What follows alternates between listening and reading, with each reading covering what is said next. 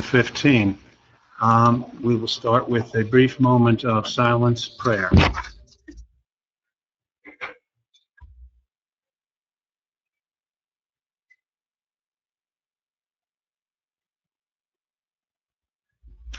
Pledge of Allegiance. Pledge allegiance to the flag of the United States of America, to the republic for which it stands, one nation, under God, indivisible, with liberty and justice for all.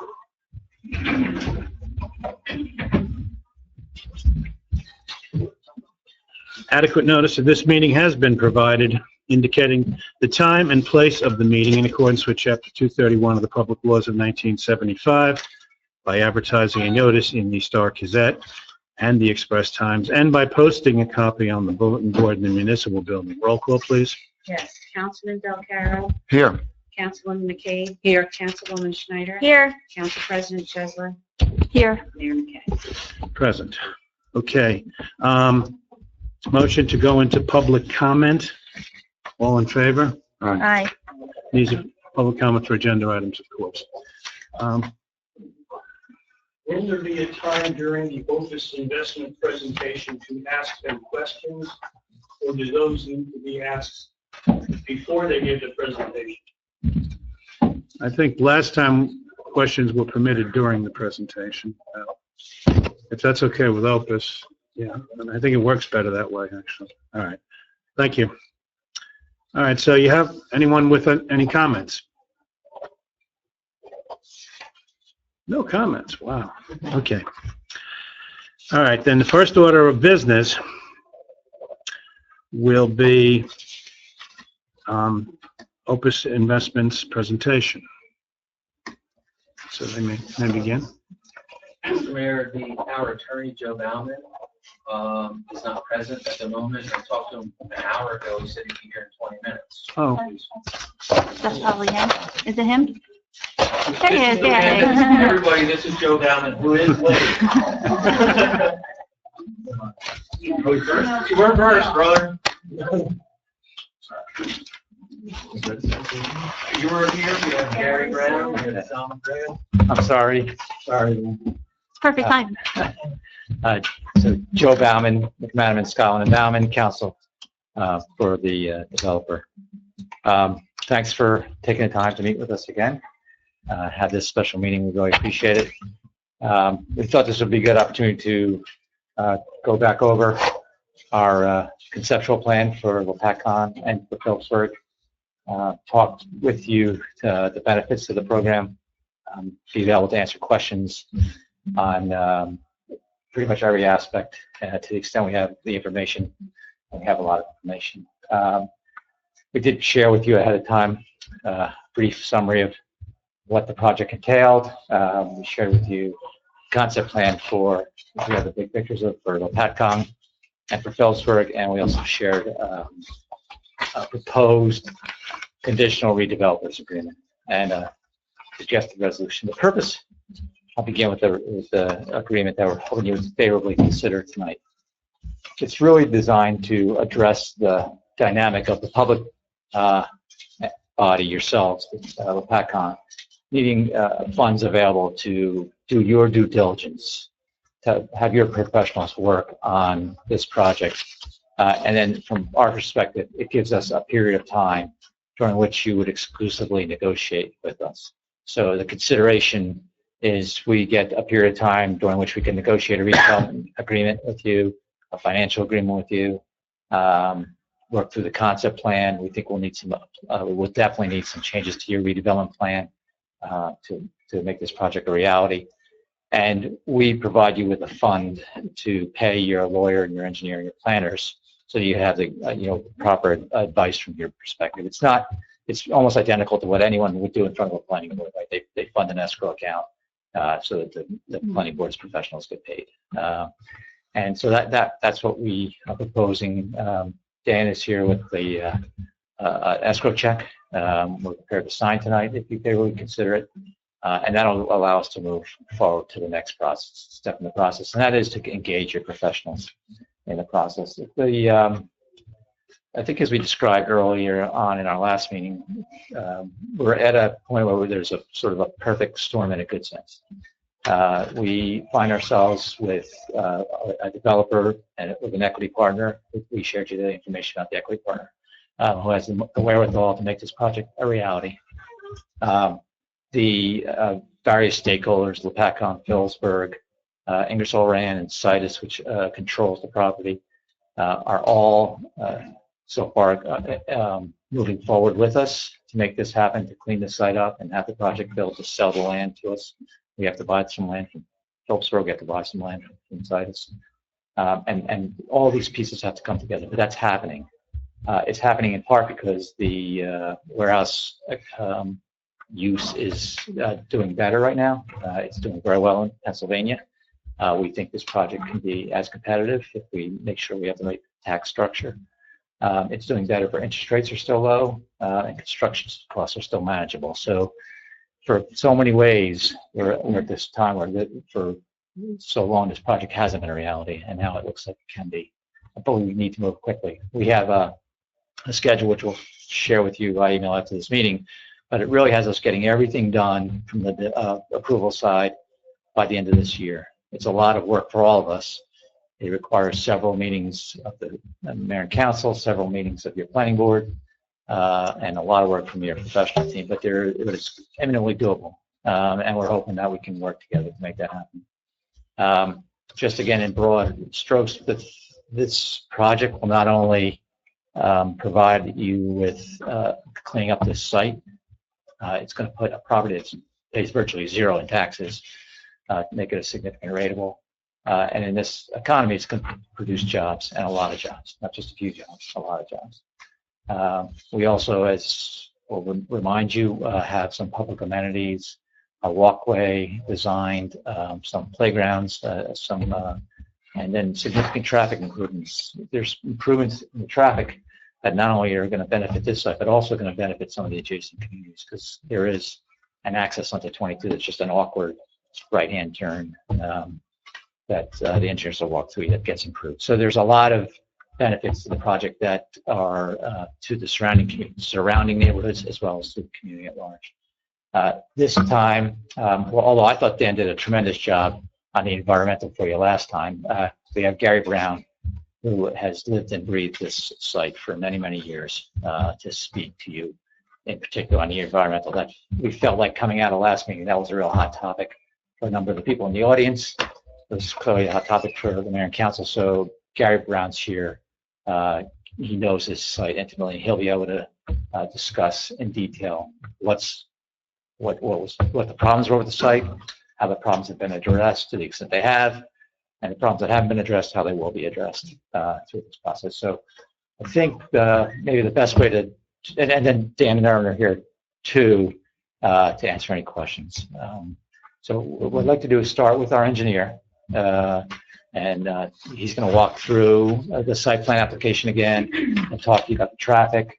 He'll remind you about the phasing. I think Dan made a pretty strong commitment that we're going to be building both Lopatcong and Phillipsburg at the same time for phase one. And then we can roll from there into the environmental. And I think you should feel free to stop any of us to ask questions along the way, interrupt us, and then if you want at the end, we'll be available to the public for answers. And I think if we can have a sort of a free-flowing thing, we can be as transparent and open and helpful to everybody so you can make a considered decision. Okay? Good evening. My name is Tom McGrath. Aaron Murphy, principal with Opus Investments, is going to hand out copies, small copies of the panels that I'll be discussing tonight to help you kind of follow along. Keep the panel kind of faced this way and hope that everybody can see from the audience.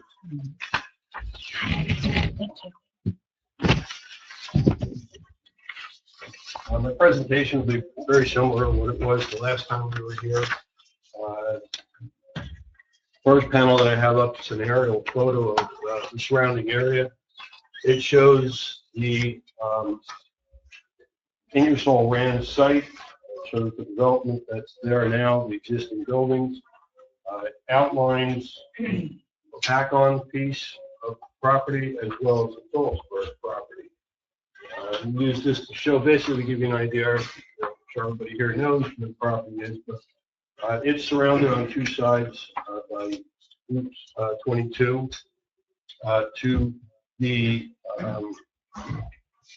Phillipsburg side, we have Roseberry Street, Center Street, and I think this is Green Street here. And then along the back side of the property, or south purposes of this panel, we have the Lopatcong Creek and Walk Street. So that kind of gives you the orientation as to where the property is. This is good to see is that the site was a pretty heavily used industrial site. Both parcels. Gary's going to talk basically about what the environmental issues are and stuff. The purpose of my presentation is basically to walk you through what our proposal is. So we'll shift from aerial photography shot to give you a sense of what we're proposing.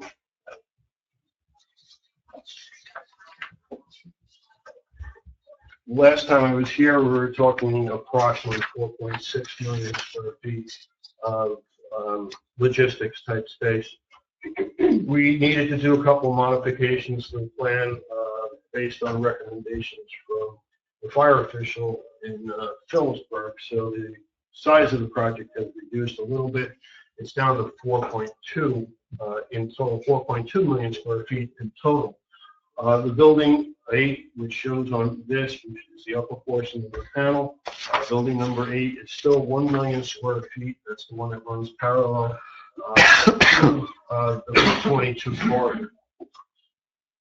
This plan was just basically presented to show the size of the buildings, to give you some kind of overview with how the buildings look with the surrounding area.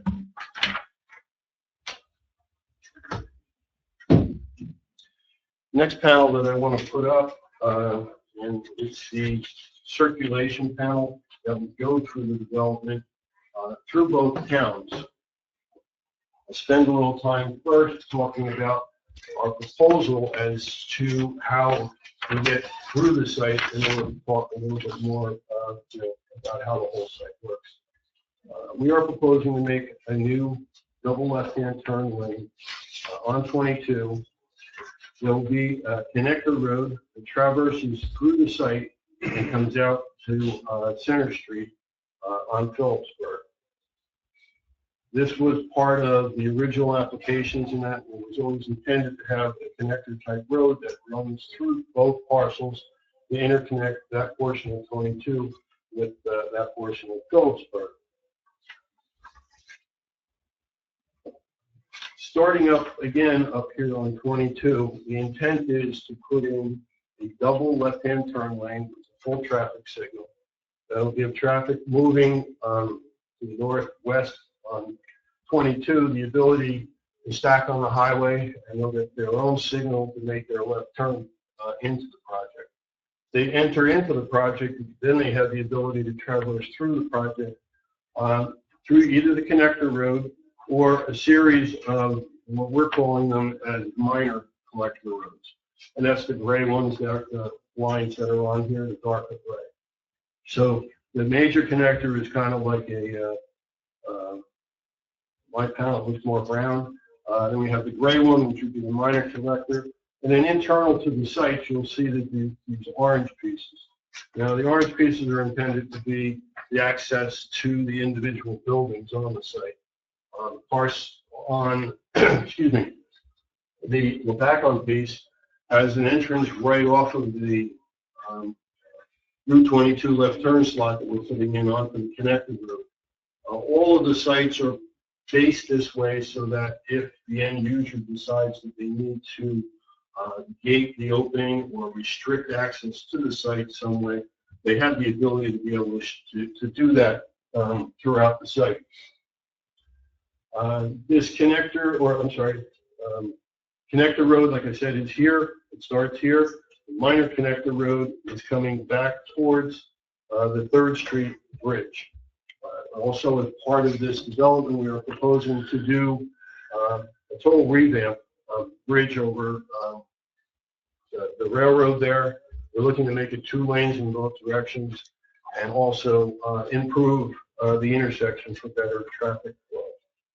The intent is to use these 2 entrances in and out of the site as the more major for the traffic, for the truck logistic type portion of the project. And the connector road is virtually that. It's a connector road that brings from 22 over to that portion of Phillipsburg.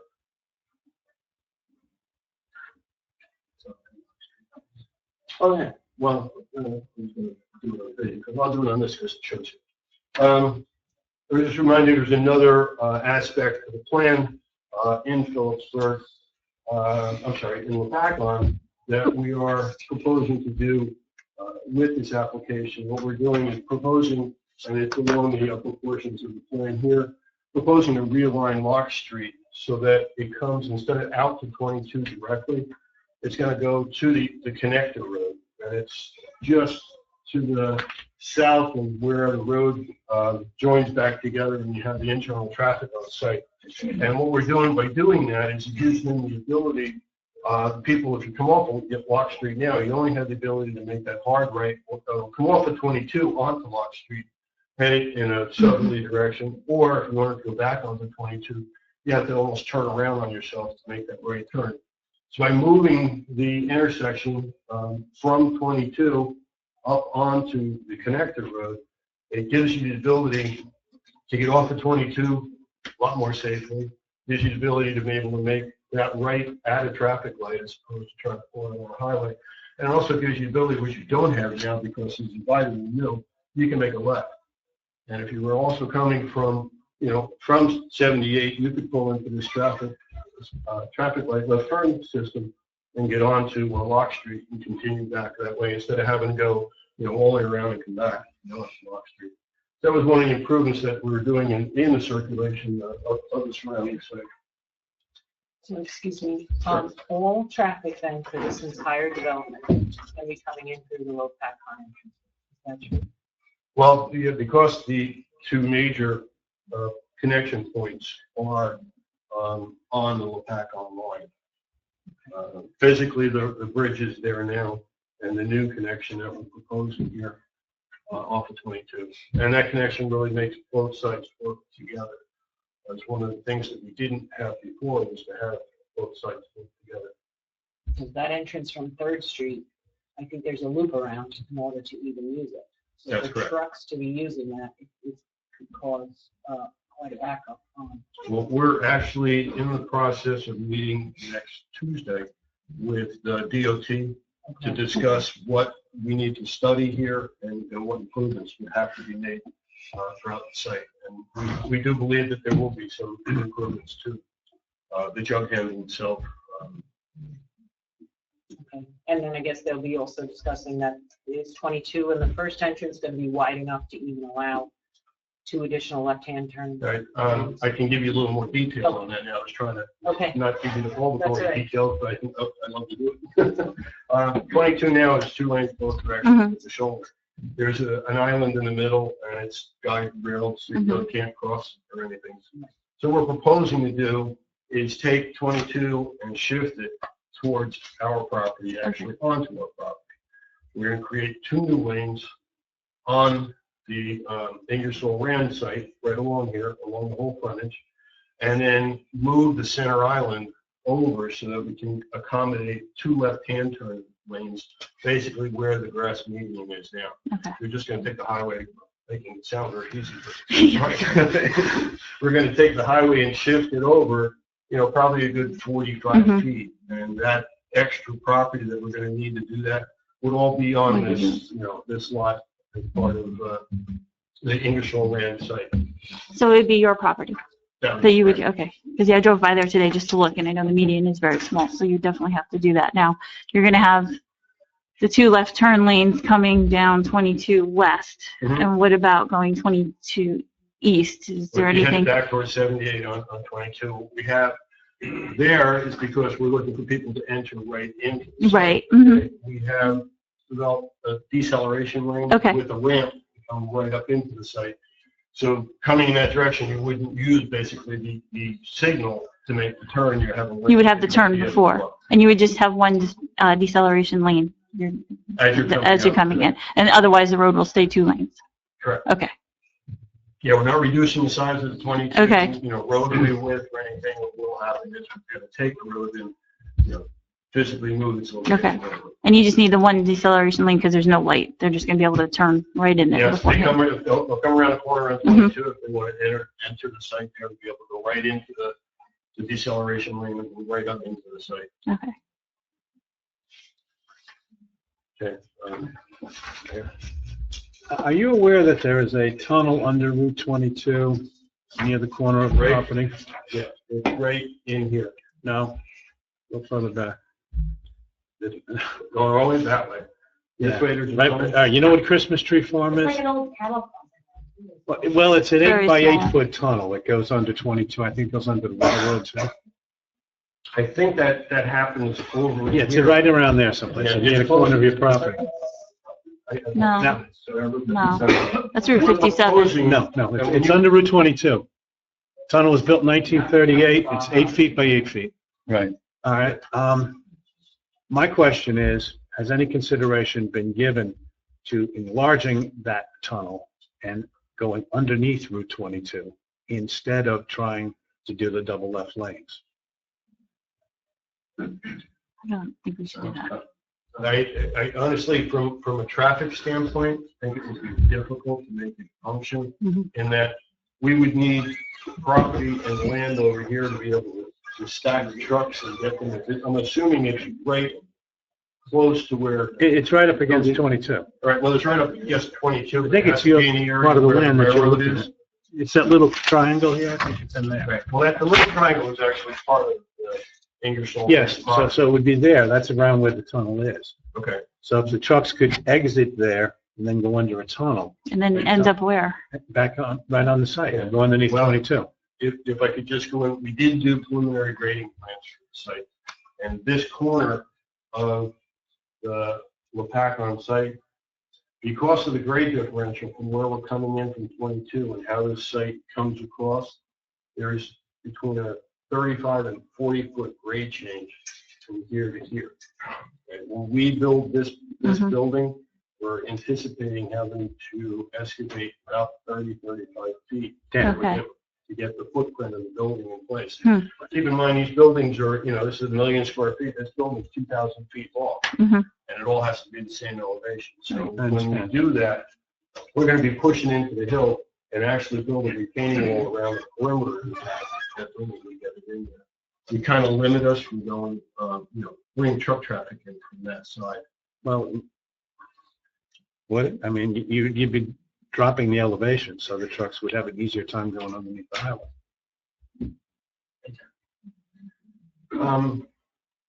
Yeah, I really understand what you're saying, but from a geometric standpoint, I think it's very difficult to try to get the trucks to turn Yeah. and accommodate, if that's only 6 by 8. you say? Well, that would have to be large. I mean, Yeah, I'm just saying to put a tunnel underneath Route 22 would impact traffic on Route 22 Mhm. substantially more than trying to do a left turn.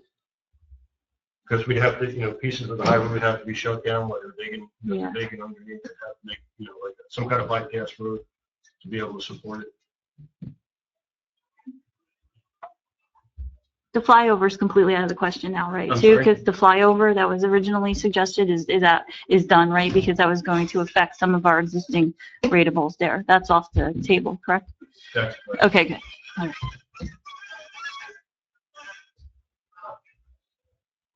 Hello, everybody. My name's Dan Burrell. I'm the manager for Opus Investments. Mr. Mayor, yes, there is a tunnel, and there's a little tract of land over on this side, which comes with the Ingersoll Rand tract. Geometrically speaking, it's impossible. Because you have 72-foot-long trucks.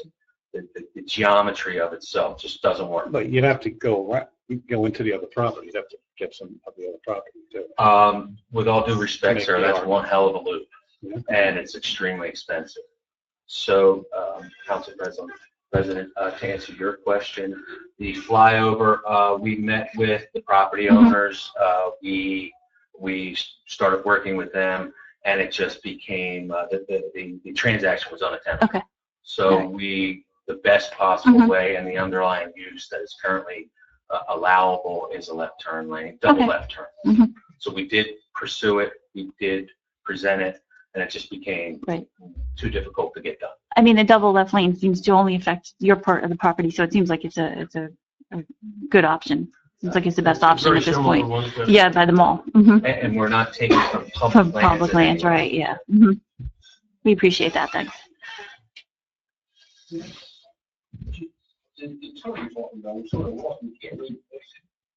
know the Christmas tree farm as you go to the real narrow It's a little road, it's a private road. It's 8 foot wide and 8 foot At the high. end of it is a little tunnel. The one that Also, dumps I onto think it's 57? No.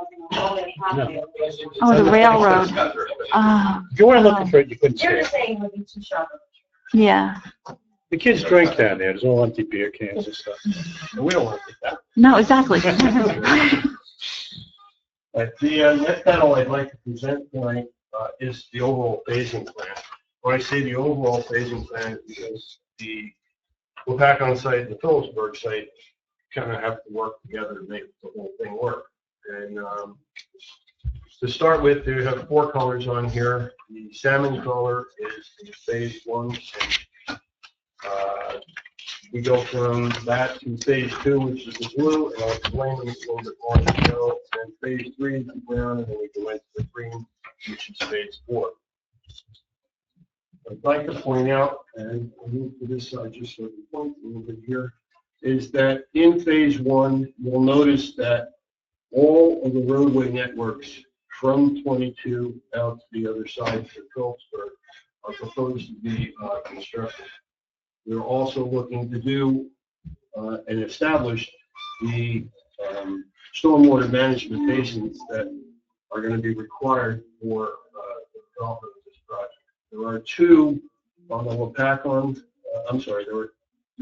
there is 1 on the Lopatcong piece that we have a potential for, and that would be right adjacent to, and it's not shown on this map, because we don't know exactly where we're going to place it yet. But it would be adjacent to the new left turn lane coming in off of 22. The reason for that is this intersection is basically the lowest end of that side of the project. And we try to gravity feed storm sewer from that point to this larger basin that we'll be building in Phillipsburg. It's kind of counterproductive. We'd have to be beating grade all the way back to get to this basin. So we're proposing in this area over here, and that's right immediately between the 22 entrance and where we are showing on this plan a recreation facility. And that detention basin will work actually for the road and anything we need to do, the road entrance drive, I'm sorry, and anything we need to do for the recreation facilities and the Lock Street addition. The recreation facilities are to be dedicated to the town of Lopatcong, Phillipsburg in phase 1, and we would like to develop them in the later phase, in phase 4. The development would include a nature trail from one site to the other. 2 sites are intended to be almost identical. They would have a small parking lot with a turnaround at the end. They would have a playground for the kids, and then we're looking to put some kind of restaurant facilities at the site, so if they're there, they can kind of hang out. You don't have to work up running in and out because there are no facilities. We have a rec facility here in the corner, which is right kind of where Lock Street wraps around. So we're pulling the parking lot off of Lock Street where it is today, and then having the facility. We'll have the nature trail run or traverse through just above Lopatcong Creek, just below our proposed detention basin on the Phillipsburg site, and connect to another similar facility, rec area in the lake on the Phillipsburg site. So in phase 1, what we're proposing to do is to build the first the building on Lopatcong, which is 1 million square feet. That would be in the first go around, and we're looking to build a 535,000 1,000 square foot phase 1 building, and it's labeled building 3 on this plan. So those would be the 2 buildings we start first, and when those 2 are started, we are also going to be doing the left turn construction on 22 and the revamping of the bridge on 3rd Street. Phase 2 of the project is the blue area, and you'll see that it is on either side of what would be one of the internal connector roads. And all the salmon indicates that that's all the roadway network, the major roadway networks are going to be built as part of the first phase.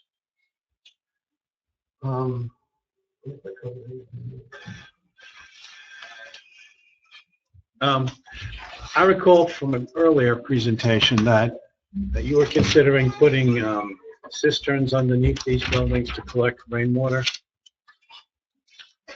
That I can speak to that. The phase 2 buildings, I'm not sure, actually, maybe Gary could answer for that. The issue that we're dealing with, not so much on the building on the Lopatcong site, the other buildings. The buildings are actually going to be built at grade where it is presently. We are going to look to, going back to the aerial shot, we're going to look to knock all these buildings down and basically use that grade as our starting point. We'll crush whatever we can from the buildings, use it to fill material on site, and then use that platform right there as what we would want to use for our starting point for the building placement. So to put a cistern under these buildings, which would be the ones in phase 2, really would not work because we're not able to take down under those buildings. We'll have the other building floor slabs and foundations will be under. We were told, and testing is done. I think Gary's going to expand on that. The testing has been done, and they're structurally sound enough to be able to support what we're proposing. So we were looking to stay, right with that. Can I ask, what was the decision on to make one building on the Lopatcong site? Why didn't you maybe decide to do, 2 buildings? And, as far as potential tenants, I mean, is it a bigger attraction to have one big building? Are you then limited to a particular tenant that wants all that space? Or, as far as a marketing perspective, to have 2 buildings, would you be more open to getting a bigger base? If you look at the market across the river, Yeah. What was it, Tuesday night or Monday night, I believe, Shrink Commerce Center just got another 1.6 million square feet. What's happening is, in the world of retail and logistics distribution, is this building is designed for an internet retail establishment. We all know some of the names. Those internet retailers, we'll use an example of Amazon.com. Amazon.com has a 500,000 square foot, a 750,000 square footer across the river, and they employ 3,000.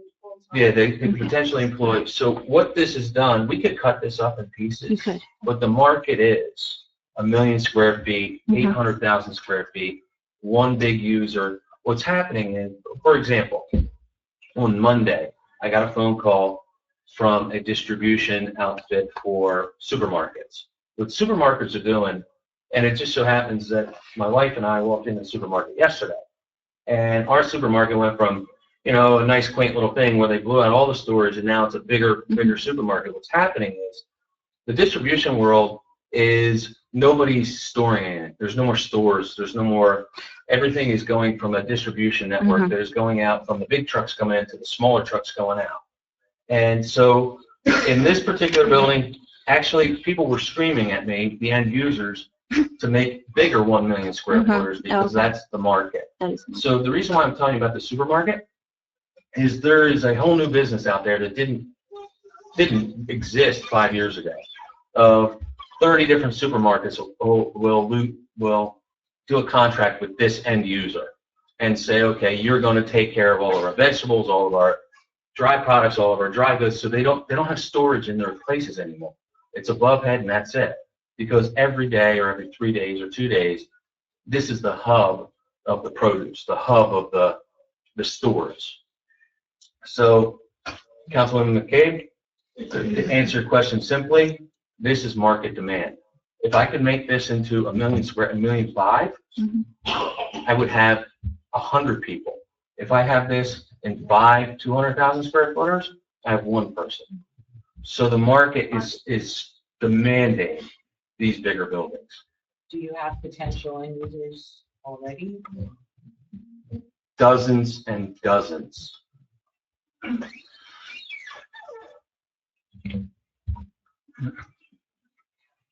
have a question. When all these phases are completed, what is the estimated truck traffic flow coming off 22 and also 3rd Street? Do you have an estimated truck traffic coming in and out of this plant? We are in the process of developing our traffic report at this point. Okay. And one of the hindrances we have is we have to do the traffic counts. My firm personally is not doing it. We hired as a traffic consultant to do it. And they will be analyzing what the trucks entering and exit the site will, and also what the impacts are on the surrounding area. There may be other, minor improvements that we have to do along the way because of potential impacts. Yeah, remember that this is really early in the process. As part of our site plan application or general development permit application, we'll have to do a detailed traffic study, environmental impact statement, fiscal impact statement. Those actually are already in process because we're a little further ahead in Phillipsburg. So those will be done about 30 days or less, right? So we'll be able to share those when we share them with them. I know this is a private road crossing from 22 to approximately Roseberry Street, correct? Correct. So my second question is that from that stretch there, from say where the light is on the Peaburg Mall, exiting and entering, from there up to 5th Street, there's been multiple accidents in that stretch of the highway, and some of them were fatalities, and where the highway had to be shut down. So my question would be, would this road be available to open up to allow the 22 traffic flow to continue? The road, the way you see it on the plan, okay, is the connector portion of it traverses through the site this way, right? We are calling it a private road. It's a private road with public use. Okay. And my understanding is that that gives us the ability to take care of this road, snowplow it, clean it, repair it, and the like, and it takes the tax burden off of the town. The only piece that we wouldn't have control or have to repair would be the 22 interchange once it's in place, because that's going to come under DOT jurisdiction, and as well as the piece where Block Street is going to be tied in. You'll notice on the plan, we move the DOT right-of-way configuration out to where the connection is on Lock Street. That's public will not be restricted to use the road. It's the developer of the site is the one that's going to provide the maintenance for it. So until you do the traffic study, you're not going to know how long in length those 2 left turn lanes need to be at this point, correct?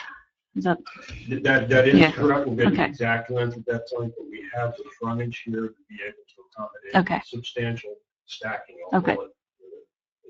Okay. So our Right. Question, you sort of spoke about the whole perspective of the study of the potential tenants. Could you go into a little bit more of what you perceive with the market right now as to how this whole distribution thing is working? I see you have some rail access, but I wouldn't think you get more than 8 or 9 railroad cars in there. You're pretty much talking about truck traffic coming in and truck traffic going out, I would think. Is there any general influence lines of where traffic's coming and going? And with all due respect, I understand you got to do more with traffic studies. And don't get me wrong, I'm looking for rails in town. but with due respect, even though you don't know what improvement you're going to construct, certainly from IPE rates, you can come up with some rough idea of truck traffic you're going to generate in a day. I'll say this. These big, excuse me, I don't want to put my back to him. I'll put my back to him because I pay him. You can do whatever you want back there. These large buildings here, they don't have the traffic generated from what we grew up of industrial parks. This is documented that the traffic generated from these larger buildings is drastically reduced. Do I have that number? I can't look you in the eye and honestly say yes. I don't. However, our traffic study engineer is very well aware of the statute, very well aware of the numbers. So what we're going to do, just so everybody understands, the traffic study is many thousands of dollars. So you can't expect us to do a full-fledged traffic study in excess of $100,000 without having some understanding that we can actually push off on the shore and have a deal. So what we're working on is we will have those numbers. There are ballparks out there. I don't want to say them. I don't, because I don't want to be wrong. One thing about Opus and our team is we tell the facts as we know them when we know them. And we do not know those numbers. But what we do know is these large distribution facilities, the traffic is much more diminished than what you would see at an older 1970s, 1980s, 1990s distribution facilities. That's my answer. Are you able to give us an example or a factual number of how many trucks go in and out of a similar facility with similar size? Maybe one of the ones you're referring to or something like that? Within a month, I will be able to. But That tonight, would be after the zoning board.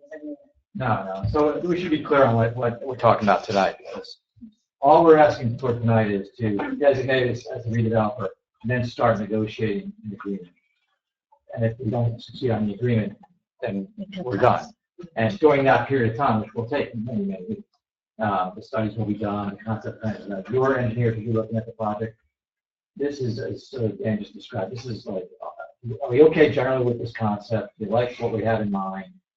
Your professionals haven't looked at it at all yet. Phillipsburg has, so we have the benefit of that. But in order to get to the next step, we have to show something. So we're a long way from your professionals. And as you can see, just from the description of how this has evolved when we talk to the fire professionals in Phillipsburg, we lost so first. So I think that's a process that goes on. And I think we should go through these buildings to change, even the configurations can change along the way, based on the market demand, what your fire department may say, what your police department may say. We're just so, it is the concept stage. So you have to let us look at the process. And we want your professionals engaged so they can look at it from their perspective and give us, a whole input like this happening in Phillipsburg.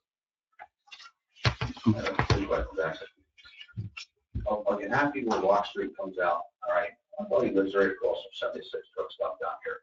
He can't get out. I think Lock Street, you're going to have a line of trucks sitting there. All right. And either the little car is going to sit there and go, how do I get through here? Truckers in a rush in the morning, okay, to go to work. Second of all, I know this is way down the list. Are you going to stagger your 8,000 people? Are you going to stagger their release times for work so you don't tax out the whole township? Making it up here now. One would release at 2:30, the next one would release at 3, the next one would release at 3:30. You know what I mean? And that's what has to be in agreement when you sell that building. So that you don't send 8,000 people out at 3 o'clock and say, shut down my roads. If I had 8,000 people that wanted to work, I'm making it up. Hallelujah. But I'm making it up. We're talking, 8,000 Well, jobs. the point of state is I worked at a thing that released their people. They broke it into 4s, and it was 15-minute increments. Okay, and it made such a difference. It was unbelievable. And they came in 15 minutes. I hear you. And I don't disagree with you. My father worked at the Philadelphia Navy Yard. I had to go and pick him up with my mom many times, and it took you 45 minutes to get out of Philadelphia Navy Yard. I understand. It's important to note, this isn't a factory. This isn't It's workers. It is workers, okay? But as you're coming in here, the guy trying to get in here, he wouldn't turn in here, she wouldn't turn in here to go to work in her Subaru. Lock Street is loaded with parking. I'm the road superintendent. Yes, sir, I understand. All the time. All right, and I think you're gonna have a problem. I really do. So they come out of Lock Street, you make that awkward, right? Well, if you're gonna turn into the main, No, but what do they do now? right now, they just go into the highway. Which is an awkward right. It's an awkward right, but it manages it. It doesn't, they're allowed to at least go out. I think at a minimum, you should be better. I'm not saying it's bad. I'm saying it needs to be looked at. Yeah, absolutely, yeah. That's what You're saying there's more traffic than we might think. But those same people who need to come right, that need to go over to the diner right over here, they have to go right, come back around, come up here, turn back around, come all the way back around. Now they So- come down the other one. Okay, well now, here they come through here. People are trying to get to work, they're probably trying to get. I think the Yeah, point yeah. is, it's a good point. Lockton has more traffic than we think, so we're studying Lockton as part of our traffic. Well, that would That's be part part of of the the traffic study. Good point. But we also have, right now, we have several other options to get in and out of here. Right now, that bridge is horrendous. It's horrendous. Step one, tearing that down and putting a new one in. So I hear what you're saying. This is a much safer process for everybody to be involved in than trying to do, I think it's a 270-degree turn. So you turn back upon yourself. I'm not debating it. I I'm saying understand. what the gentleman said. It needs to be part of the look. Yeah, make sure. Well, You know what I mean? We're building for the next 50, Mhm. 60 years. Yeah. I mean, you might not think that Lockton has a lot of traffic, but it does. yeah, but To bring on what you were talking about before, I was in trucking for over 40 years. On the side of the warehouse, nobody stores stuff anymore. They want their delivery almost every day, so they get what they sell. The next day, the same truck comes in, delivers a couple boxes, and they sell it. Years ago, they used to stockpile. None of the stores want to do that because that's all lost revenue. You have the back room, that's lost revenue. They want all sales space. The other thing, as far as the trucks, you're going to get a couple hundred trucks around here. I've been to these places, groceries all over the years. You might get 300 trailers around here, but they're not all moving. They're there to get loaded. When it's loaded, it's time to be delivered. Tractor comes in, picks up, and goes. So even though there's 300 trailers there, and it looks bad, it's not as bad as it looks because they're not all going out or coming in at the same time. Plus, that's going to be a 24, I would say 7 operation. So traffic comes in there 24 hours, not just during the day. They come in there 24 hours. So it alleviates some of the traffic spread out over 24 hours. Very good point, sir. Marla? Quick question, with the different phases, do you know the timing? In other words, do you work on phase 1 once it's done, you move to phase 2, or some of that happening simultaneously? And when phase 1 is done, the Lopat facility is built, will you then start leasing that out while the construction is happening? Like, how is that going to time out? You start. Okay. When we did this phasing plan, what we did is over on the side here, we gave it a range as to how it's going to progress. Phase 1, we're looking at the third quarter of 2016 out to 2018. Phase 2, the blue center here, we're looking at it's a 1 to 2 year build out. It's going to start in the third quarter of 2017. So you can see there's an overlap between the phases. We're looking at building that out in 2019. And as we go through the other phases, as we bring them in, yes, we'll be building while there'll be people there. And hopefully, we're building sooner than, and those are projections, and that, it's kind of, this is what we're going to bring online first. But if we're bringing this online and these people are saying, hurry up, they're going to come online sooner than what we're showing there. To further, to your point, to your question, right now, we can't lease anything up. We can't because we don't know what we have. It's a concept. But when I said dozens and dozens, I mean, C.B. Richard Ellis is a world-class, the biggest commercial realtor, investor. There are a marketing agent. Gentleman's name is Brian Fumera from CBRA in Wayne, Pennsylvania. We get emails on a constant basis. On Monday, we had an internet retailer asking us, can I deliver this by June of 2016, right here? I can't even get out of my own way by June of 2016. So my anticipation is I expect to have this building leased within a few days after the reading of the general development plan and not very far along. For example, we had our general development plan, which is, I believe, is online in Phillipsburg. If it's not, it should be soon. It will be on our website, which will get everybody. We have a bakery already here wanting to sign a lease with us, and I'm saying, whoa, slow down. And we have, to your point, sir, this is a 350-foot depth. 350-foot depth is the max that trucking distribution centers want, and they want it on their dock for one day. Mm-hmm. So when you start looking at these 500-foot depths, these are loaded on both sides. You would think 500-foot, oh, we got more time. They want it out of there in a half a day. So to answer your question, and I didn't mean to not answer you completely, and my wife reminded me, we can't even do our traffic study until the children are back in school because it's a safety issue with trucks and buses. So we committed to the traffic study in June. We have everything. I don't know if you saw up and down, driving up and down, if people working on the road, but we can't actually have people sitting there with a clicker until the buses come, which is next week. So we are literally meeting with DOT Tuesday. Thank you. And so we're meeting with them to start the process. We have done all the groundwork that we can to this point, but we couldn't do it in the summer. I just don't see how the traffic studies can tell you how many trucks can go into the facility. Well, I make use of the facility. It may tell you how you need to construct the road and what access you need to give and what cautions you need to take. But there should be some basic information out there on a similar site about how many trucks that they have, you know, give or take. And we realize that it's preliminary. We understand. Let's You come can up look with at something. Google it yourself, actually.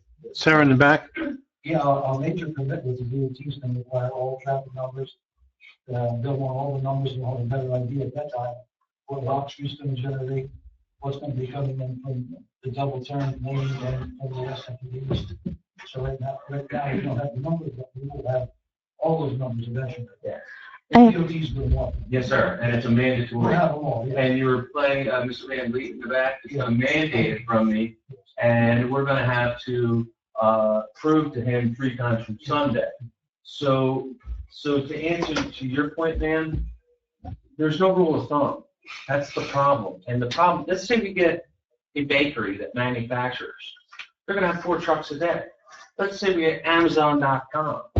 We have no idea how So many. what's the example? If it were an Amazon.com, how much would it generate? If it were a baker, how much would it generate? We don't know that information based upon the community that we live in. There is no rule of thumb on that. The truck traffic in Cherry Hill, New Jersey is very different than the truck traffic in Lopatcong, New Jersey. So there's no, The traffic guy will have that. so we will have that information, but we're preliminary. Okay, sir. At one time, DOT had to quote to take that book out of 22 eastbound and westbound where it goes around where the filter police officer got killed that time. Mhm. To ease that curve, and that would impact what you plan on doing. So you're going to be contacting them and see whether they're going to follow through that plan. Apparently they must have scrapped it, but it was in the papers and it was talked about for years to cut that off so that it wouldn't come around like that on the eastbound. Everything I read, they're broke.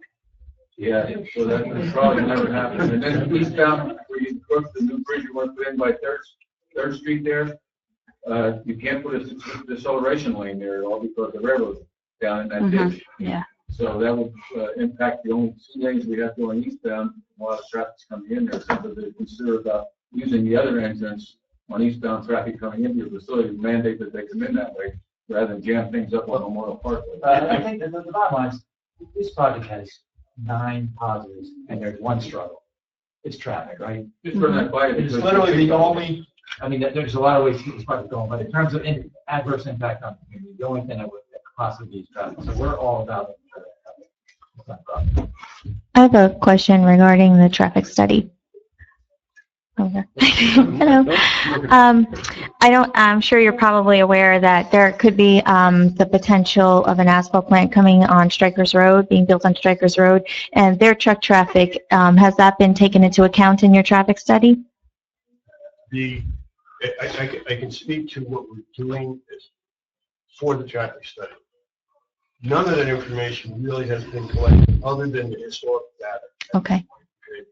When we go Tuesday to DOT, they're going to explain to us and tell us they're going to study this area based on what they think is going to be generated here and what the impacts surrounding the site are going to be. Right. Okay. From that point, then the first thing that happens is the traffic engineer then goes out and studies the intersections that they're talking about, potential build out, and there are multipliers and things that they need to put into their study for future development in the area. We need to get the basis first, and that's what we're getting to, hopefully getting Tuesday Sure. when we meet. Yeah, I also get concerned about such like an Amazon.com. During the holiday season, their business increases 100-fold, and does that impact how many trucks because of their increased business? So would we get an increase of trucks during that time? See, now you're making me go off of my comfort zone as to where we go with the traffic studies. I'm not a traffic Okay. engineer. Yeah, just to take it into account. Target under that. Yeah, just a question of would they be able to produce that type of answer in the traffic Yeah, studies? Assuming Do you that in the report that something Okay. variable like that would probably have to be built in. Okay, thanks. I think the big question too is what Brian had brought up is the commuters coming into work, because it's already in the morning. 22 and 78 going east is very busy. When they put in the new light over there by Walmart, it caused a lot of accidents, and it does cause a little more traffic backup. So if that could be put into consideration into the study too, because now we're going to have an additional light. One of the things that DOT will probably make them do too is do an analysis. Of the whole strip, like out Of to the strip. 78? Okay. As to what the traffic patterns are. Okay. Are they good now? I just noticed coming here, I got like a 3-second window on 22 and one of the traffic lights. Right, yeah. To be honest with you, we're hoping for a lot of people that work from the immediate area too. Are not jumping on 22, but they're coming out. Right. They live in town, they live in Lopatcong, they live in Phelps. That could still be a problem though. I worked 7 miles from home in Parsippany. It's taken me 30 minutes to get home. No, it's New Jersey. Yeah, I know. You're not going anywhere fast. Gary, have you heard anything about DOT envisioning any large-scale improvements on 22 in this area?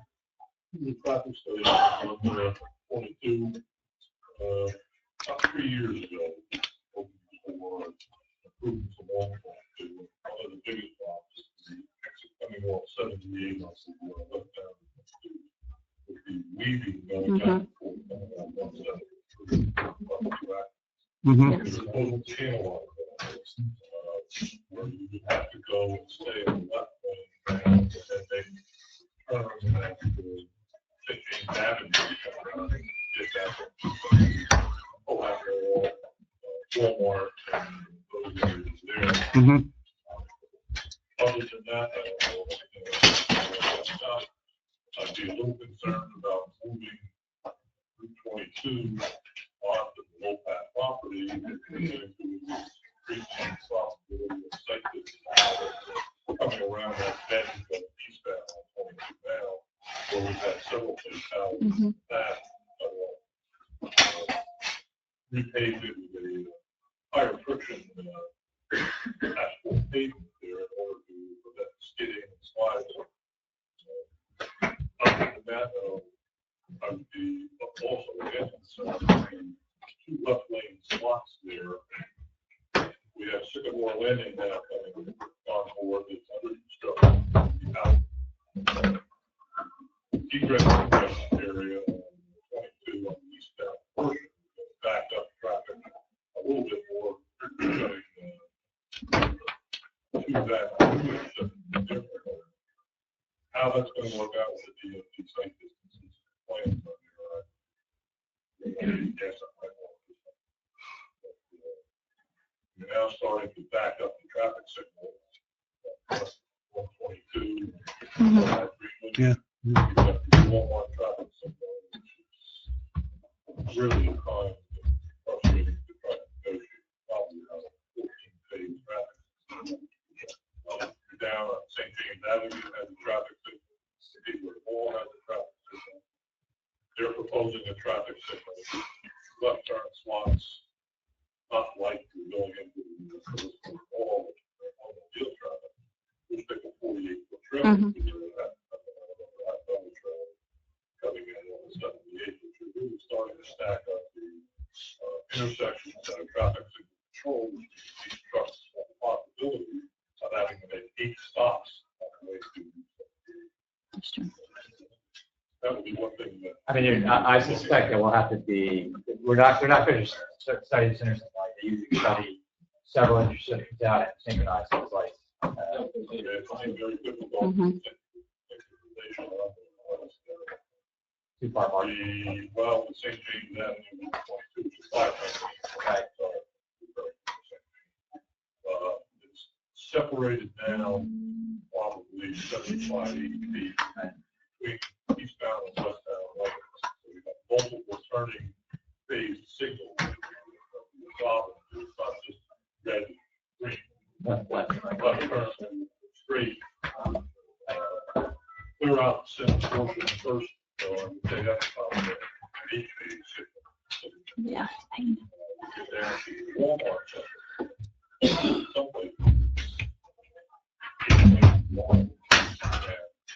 Two left turn lanes, both eastbound and westbound coming in, cross traffic. I looked at that intersection, really what and we did construction phase. Our recommendation.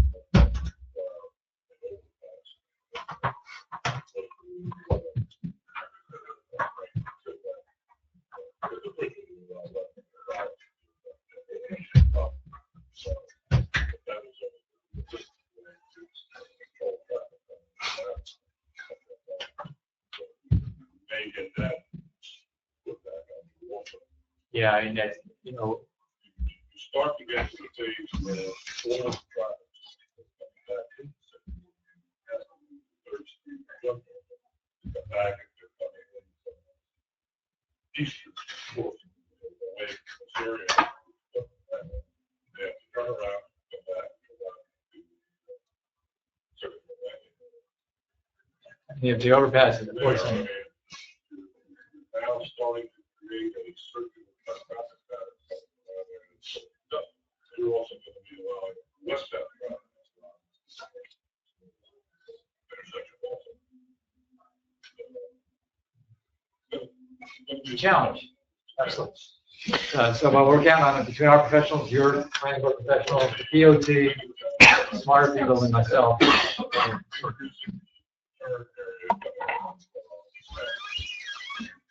There's no doubt that this will wrong. What Gary was referring to was out there by Walmart. Originally, they were going to make all those lanes over on the Walmart side and make it a service road on the other side of the church, on the north side. Uh-huh. That all got scrapped. And never heard anything more about Yeah, that. service road is what would be ideal, I guess, for the local traffic. Where that centerpiece. Yeah. Mr. Imhoff. Just to follow up on our comments right here. Is your proposed intersection, I don't know if the 2-lane left turn into the Phillipsburg Mall allows for a U-turn to be made, but will your proposed intersection allow for a U-turn to be made for those people who might work in Clinton and want to go back and get it, sit more? You're not proposing. We're not proposing to be able to make a U-turn out of a double left. Okay. Okay. So if they wanted to go back there, they'd have to go into your Commerce Park and somehow. Yeah. Yeah. Okay. I've got another question different from this, but it's a question that somebody evidently didn't have a chance to ask us at your meeting with the Phillipsburg Town Council last week. And their question is this.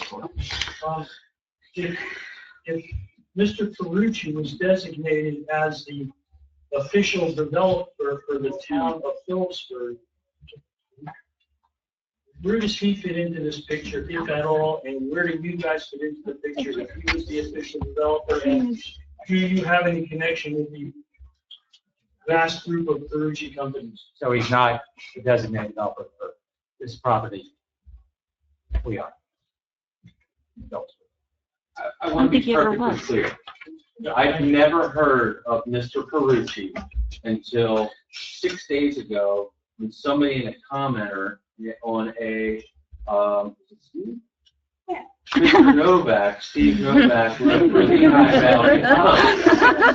So I had never heard of Mr. Carucci. I wouldn't know the man if I ran over him with my car. So I do not know him. So we are the designated redeveloper for this site in Phillipsburg. We being Opus ATV LLC. I do know Michael Carucci, and he's not involved in this project. Okay, thank you.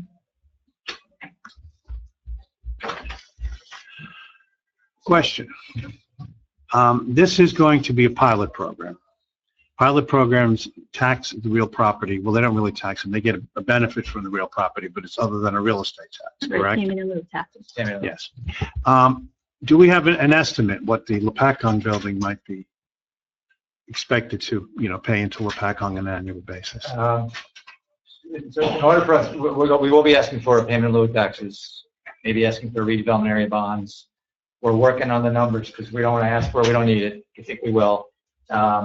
The goal is to triple net. The end users pay the taxes, right? So if you're an end user and you're comparing whether I'm going to locate in Lopatcong or I'm going to locate in Pennsylvania, you're going to do an analysis of your taxes and you're going to pick the place that makes the most sense. So we've begun the process of doing a market analysis of the taxes in Pennsylvania. The payment of those taxes on this project is going to have to be competitive with those numbers. And once we're ready to ask, we'll ask. So I don't even want to give you numbers now because You can give us a ballpark. Dan, it'll be several $100,000. Several like 2 or several like 9. The more you try to nail me down, the more I'm going to regret whatever I said. But we're going to try and generate the maximum amount of revenue. Still get our tenants. Is there any possibility, I know with some of the pilot We're programs. going to give you a whole pro forma. Right. We're not going to just ask for it. We're going to show you why we need it. Okay. Because I know some pilot programs, you can give money to the school. Would that be a consideration? You're free to share your money with the school, absolutely. Because in this case, the pilot program, The way the serving pilot as a program school will works, get whatever the nothing. number is, say, for example, we did something, a dollar, but it's not going to, so 40 cents per square foot or something. It's going to be hard now. 5% of whatever the pilot is goes to the county. 95% goes to the governing body. What you choose to do with the Board of Education is entirely up to you. So you're throwing a number around like 40 cents. So you're talking $400,000. No, he can't give us a number. I promise you that when we will give you, we have to do a whole application. We're going to show you exactly what it's going to cost to build the project. I'm going to show you how much what our rents are expected to be. We're going to demonstrate to you clear numbers, and then you're going to take it to your professional team, and they're going to say if we're right or not. And that's part of the reason for the escrow, so that your financial advisor is Right, it's paid out of that. Okay, so they'll look at our numbers and they'll say these are right or wrong, and then they'll advise you whether what we're asking for is fair. I do a lot of public sector work, so I know you want to make sure that the project succeeds, but you don't want us to have a windfall from the pilot. We're looking at the same thing. We're not trying to make a lot of money on the pilot, but we need it to make it work. So we're all aligned. And we know we have to prove to you that we need it, because you can't give it to us unless we prove it. We'll count on your professionals to advise you whether what we provide you is accurate. And how long again? I'm sorry, I know you probably said already the agreement. If we go into agreement with you, what's the time frame on that? Is there a cutoff? Yeah, I think we asked for 120 days. 120, yeah. To negotiate with. We hope it doesn't take that long. Okay. We do have the benefit of, you can look at the agreement we already signed. We're about to get approved in Phillipsburg, I think, next meeting. So you'll see what we did with them. We hope it'll be pretty similar. The most important thing that we have, the longest lead time we're going to ask you to do as quickly as possible is your redevelopment plan is outdated. It had a different project in mind.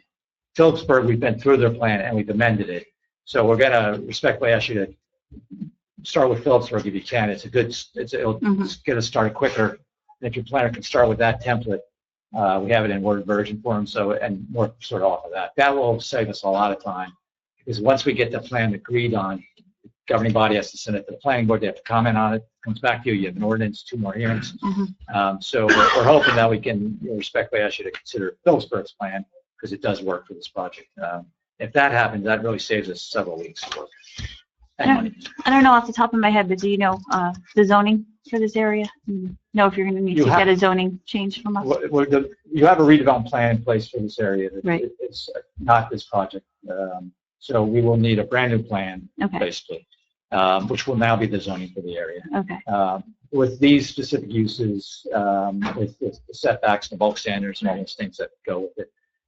So yeah, that's what the plan is going to be, brand new zoning, because the existing zoning doesn't work. So I'll have to go to planning.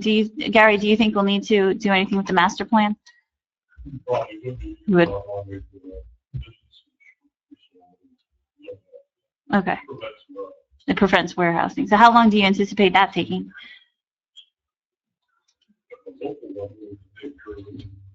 Right. Okay.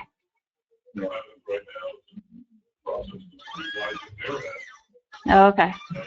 They're waiting to get in on this lot to revise our master plan that they're reaching. So you're gonna have to go through a few other hoops, yeah. always designated to be customer. Oh, good. If the Highlands determines that the industrial center includes that building, warehouse, Okay.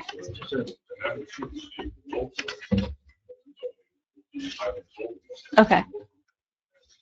The underlying zoning that's on the property, HBR zone, given Highway business.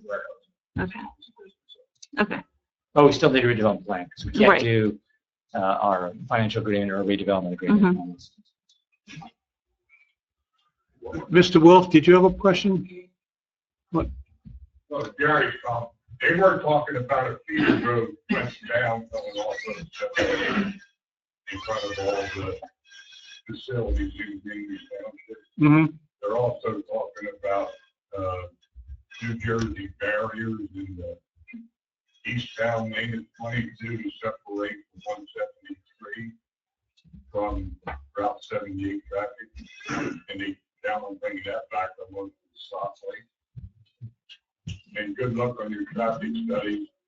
I've been sitting on meetings for 25 years trying to get right-hand turn lanes at 57 and 519. You're rooting for us. Brian has done it. In your vote study, I don't know if it's feasible or not feasible, okay? Have you thought of putting a double lane coming in let's look at the one, all right, up by Lock Street? Okay, coming off, I know DOT is going to tell you all that, but if we give them on the in, we make it a 2-lane in and 1 lane out, that controls how fast they come out. But it gets them off that highway faster.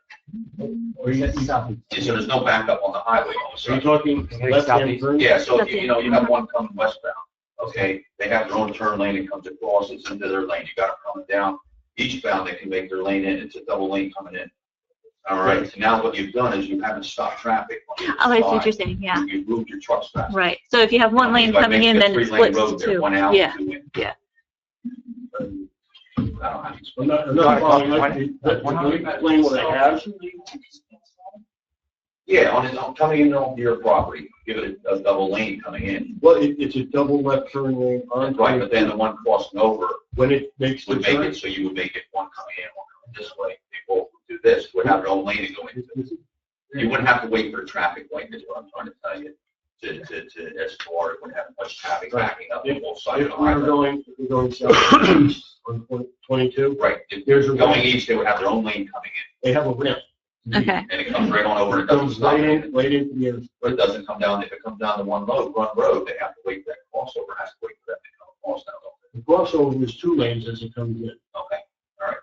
When the double left turn lane, when it enters the site, is still a double lane. Okay. It's into the site. All right. This distance right here, is probably 150 feet. This is a 200 scale plan.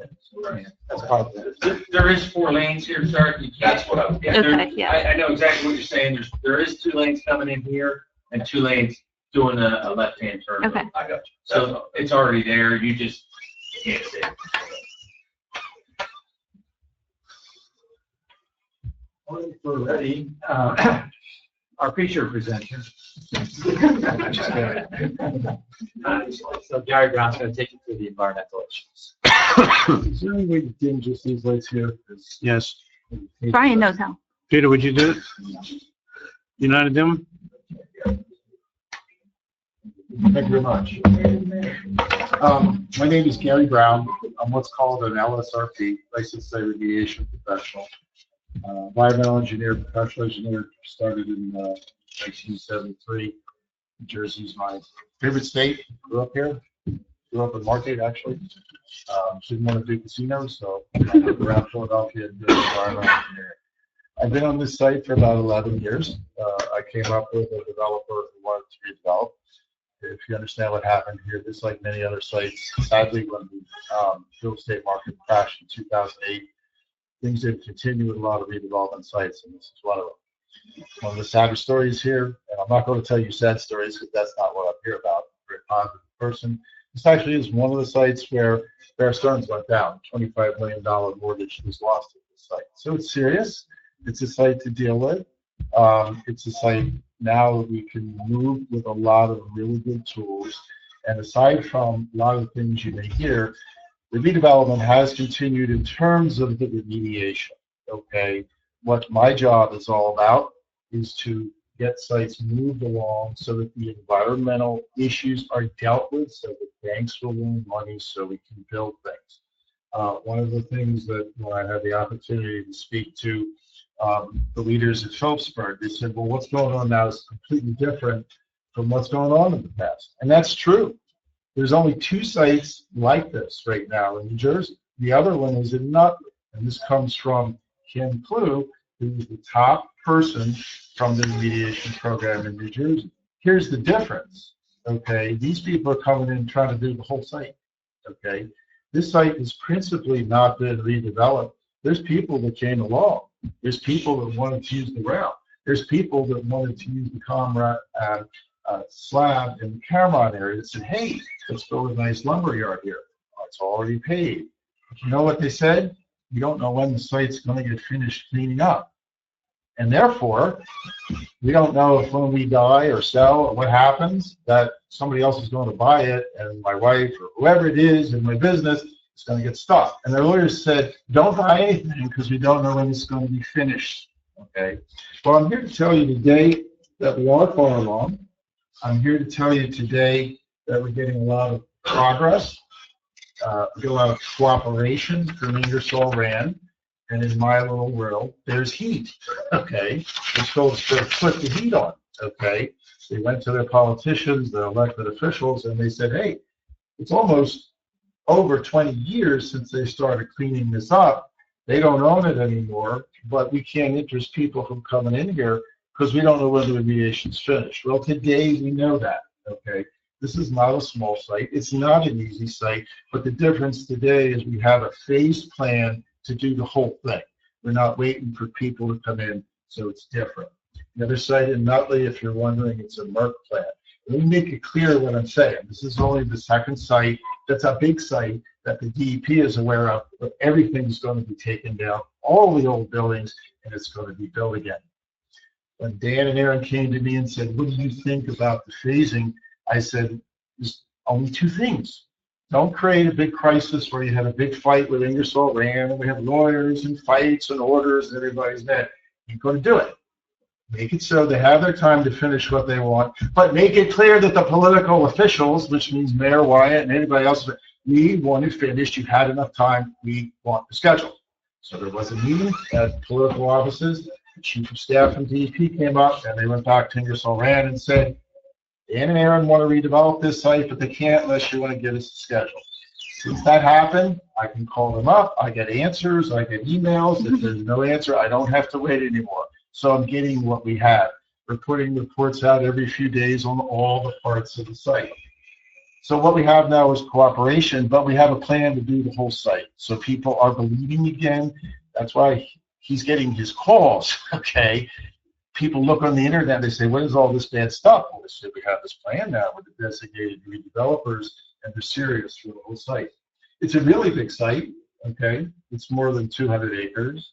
It started in about um, 1905. It started to decline in the 1980s. I'm sure many people in this room either know or maybe some of you even work there. It was when the Cameron started to fall and slower and pumps of business. And slowly, building by building, people left. We're at a low point now. The occupancy is 8%. 8%. Okay. What's the biggest fear of me? It's wound up with Bank of America, who bought the assets of Bear Stearns. They can tomorrow. They had no reason to not do this because they're losing my people. They can say, we're tired of paying all this electric and transformers. And they turn off the lights, and then the last 8% goes. That's the category of this site. We can't have it. We have to do everything we can to redevelop the site. The serious remediation started in the 1990s. Ingersoll Rand signed a consent. They found out they had bigger oil spills, and they did attend to those. There was an old landfill, there was a new landfill. They're sort of sitting there. One of them never had a permit, one of them was open. They began the plans, and the last people, if you will, of the operations were turned over to FlowServe in a sort of joint venture. But the operations of the manufacturing of the original equipment basically stopped in about 2004. That was when I came in, and the idea is let's go building by building. Let me ask if anybody knows, because I don't like to give all the answers, what is the biggest, worst characteristic of this particular site from a logistics and manufacturing standpoint? Does anybody know what it is? No, Huh? no visibility. Nope. It was rail. The rail is gone, and there's no loading docks. And everything is at floor, the truck's coming up here. People want to come in and move. In the whole place, there's 5 loading docks, okay? The one company that left in December, it's like one really cool part of this site. This site made the biggest pumps in the world. There's pumps that were built here. There's one building that company still has because the Navy wants to have it. They would have to retire aircraft carriers because they're the only places that there's little secrets, and there's some really good stuff here. But unfortunately, it was not built to bring anybody else in, and nobody's going to raise all the floors. So when he started to talk about the floors, we started saying, like, what do we do? We have contamination in the ground. There's things to do. This is the first time since I've been on the project where the redeveloper is coming in says, what makes sense to integrate everything, okay? And one of the answers you already heard, it's like, let's get the traffic to Lopatcong, but now I want to share you all the other stuff, okay? But the real action stopped by 2004. That is when most of the redevelopment, that's when most of the manufacturing stopped. There were some office buildings. There was a steel company in there that's very good, but I'm sure everybody understands you can't maintain any kind of premises with 8% occupancy. So here's what we have. This, of course, is the part in Lopatcong. Okay, this is a nice map that Dan Keith created, and this basically shows what clean is what is dirty. My job tonight is to tell you the remaining steps to get over it. And what you'll start to see is a lot of these sites are ready to go. This property is clean. Ingersoll Rand never built there, with one exception. There's an oil plume under here, but they've had that under control since before the year 2000. So that's okay if they want to maintain it that way. What else do we have? If we want to come into the site, if we want to go through a bunch of buildings that are clearly not occupied and slowly deteriorating, how many people do you think we will get in if we want to put in new buildings down here and we parade them through buildings that are slowly falling apart? Okay, and there isn't the money to deal with. The answer is we can't. So what do? We put a new facility here. We put a new facility here. This is the old foundry. Foundry closed in 1980. That actually has an NFA status. That's the color that's here. There's also some landfills at the site. Okay, this is what's called the old landfill. This is called the new landfill. This actually has NFA. The captain covered that. All they had to do. This is the next one coming behind it. The landfill's closed. We have some cap cover put on. Down here, we have some farm fields. The farm fields are in good shape. We don't have the final sign-off, but there's no contamination down there. So what are we dealing with? What do we have to do to finish up? What do we have to do to make sure people say, hey, this is a nice place, and I don't have to look at some ugly old buildings that are never going to see use again? And unfortunately, that's our reality at this site. Okay? We have something called the Cameron site down here. I'm going to talk about it. I know a lot of you drive down Green Street and so on, you see it, so I'm going to talk to you some more about that. We want to talk to you about the main facility, okay? We are moving along in some of these small soft projects up here on those sites. Those of you who may have worked here, you know people down here, they have to have used to have big ponds down here to hold the oil from coming out. They used to have them over here. They're all closed. So we're pretty much down to a handful of areas. And the question really is, do we want to get in back and forth and having arguments with Ingersoll Rand, or do we want to push forward, see what we have to do, and deal with the remaining things while we redevelop it? It's hard to do between 2004 and 2008 because there's only little pieces and so on, looking it up, no big picture. But now we have big picture, okay?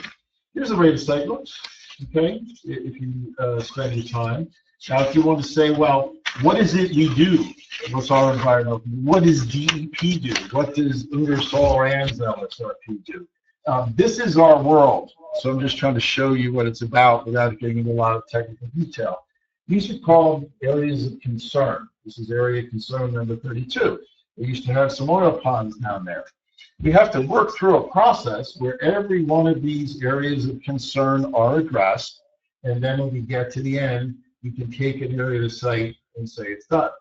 Now, even looking at this, and I apologize you can't all see this, you'll see that this is the heavy manufacturing operations. You see that other areas of the site, there was always less, essentially, manufacturing operations there. So yes, this is the big daddy to finish, and we've been working all around, okay? The site was so bad and so difficult, and essentially no economic opportunity, that the redeveloper actually gave most of the non-building areas of the site to Phillipsburg, okay? And they set aside the money, but nothing's happened, okay, since that went down. That was around 2010 and so on like that in 2012. So all these things have to be dealt with. You can see all these rail lines. The rail sidings have to be checked. Every one of these buildings. This is the largest number of areas of concern of any site in the state. If you wondered what the number is, it's 625. That's a lot in 2004. That's spread over about 8 remediation areas. We're down to 3 remediation areas, and there's only one big one left, okay? And what are the kind of discussions we're having today with Ingersoll Rand is, well, if we're going to keep the slabs there, remember this gentleman talked about the slabs, if we don't want to dig things up, and if we have a really forward-focused redevelopment plan, we can keep those slabs there, and they'll act as a cap, and DEP will allow that. But not knowing what's going to happen at the site until now, without more concrete and more serious redevelopment, do that. So that's why we have renewed interest right now, because of the whole area. So let's take a little bit of a look at these areas. The Cameron area is used for making pumps, big pumps. Unfortunately, they used to sit the pumps outside. I'm sure those of us who are older remember things that people used to do. I'm 64. When I got into business, they would make the pumps, they would dip the parts in solvent, and out they go and sit in the rail yard from the old Jersey Central. Well, guess what? We have some contaminated soil to deal with. But you know what? We're going to do it. We're going to keep the concrete there. And one of the places that this bakery might go, it could save money in redevelopment if they could go on a slab that's still there. That's one serious example. It can be built more quickly. The slab can last longer because it's sort of got a double cap. So we have some creative things to do. The concrete slab area, Ingersoll Rand decided to keep it. We're having discussions now if they're maintaining it right. But the discussions are now occurring looking forward to redevelopment. So we're very happy about that. The main facility area is the big thing we're looking at. It's the big thing we're doing a lot about. Unlike any other client I have, the people from Opus, they said, Gary, tell me everything you think we should do.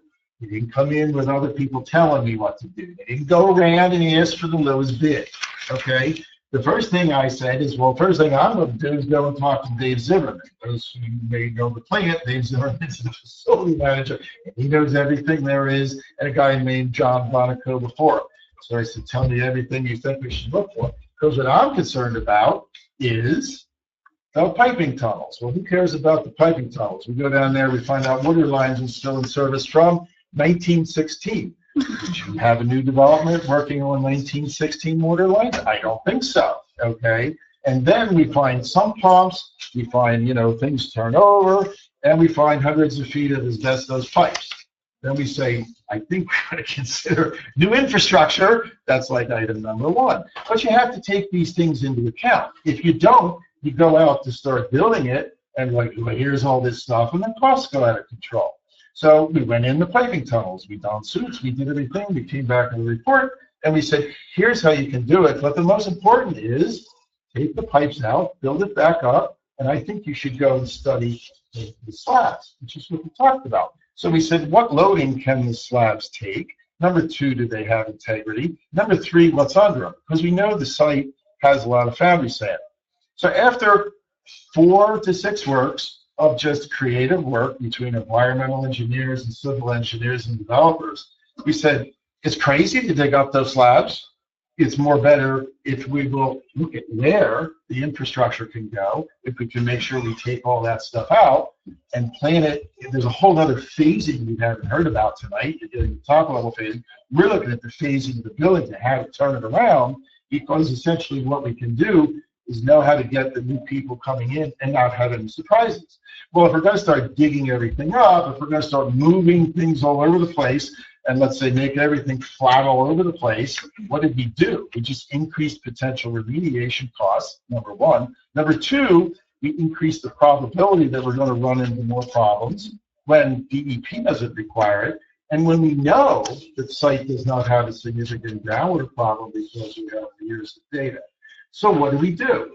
We go all over and make sure we understand where we can and can't use the foundry sand. And what we find out is all the buildings over there are built on foundry sand, and we find we have floor loadings, that's pounds per square foot, twice the industrial standard.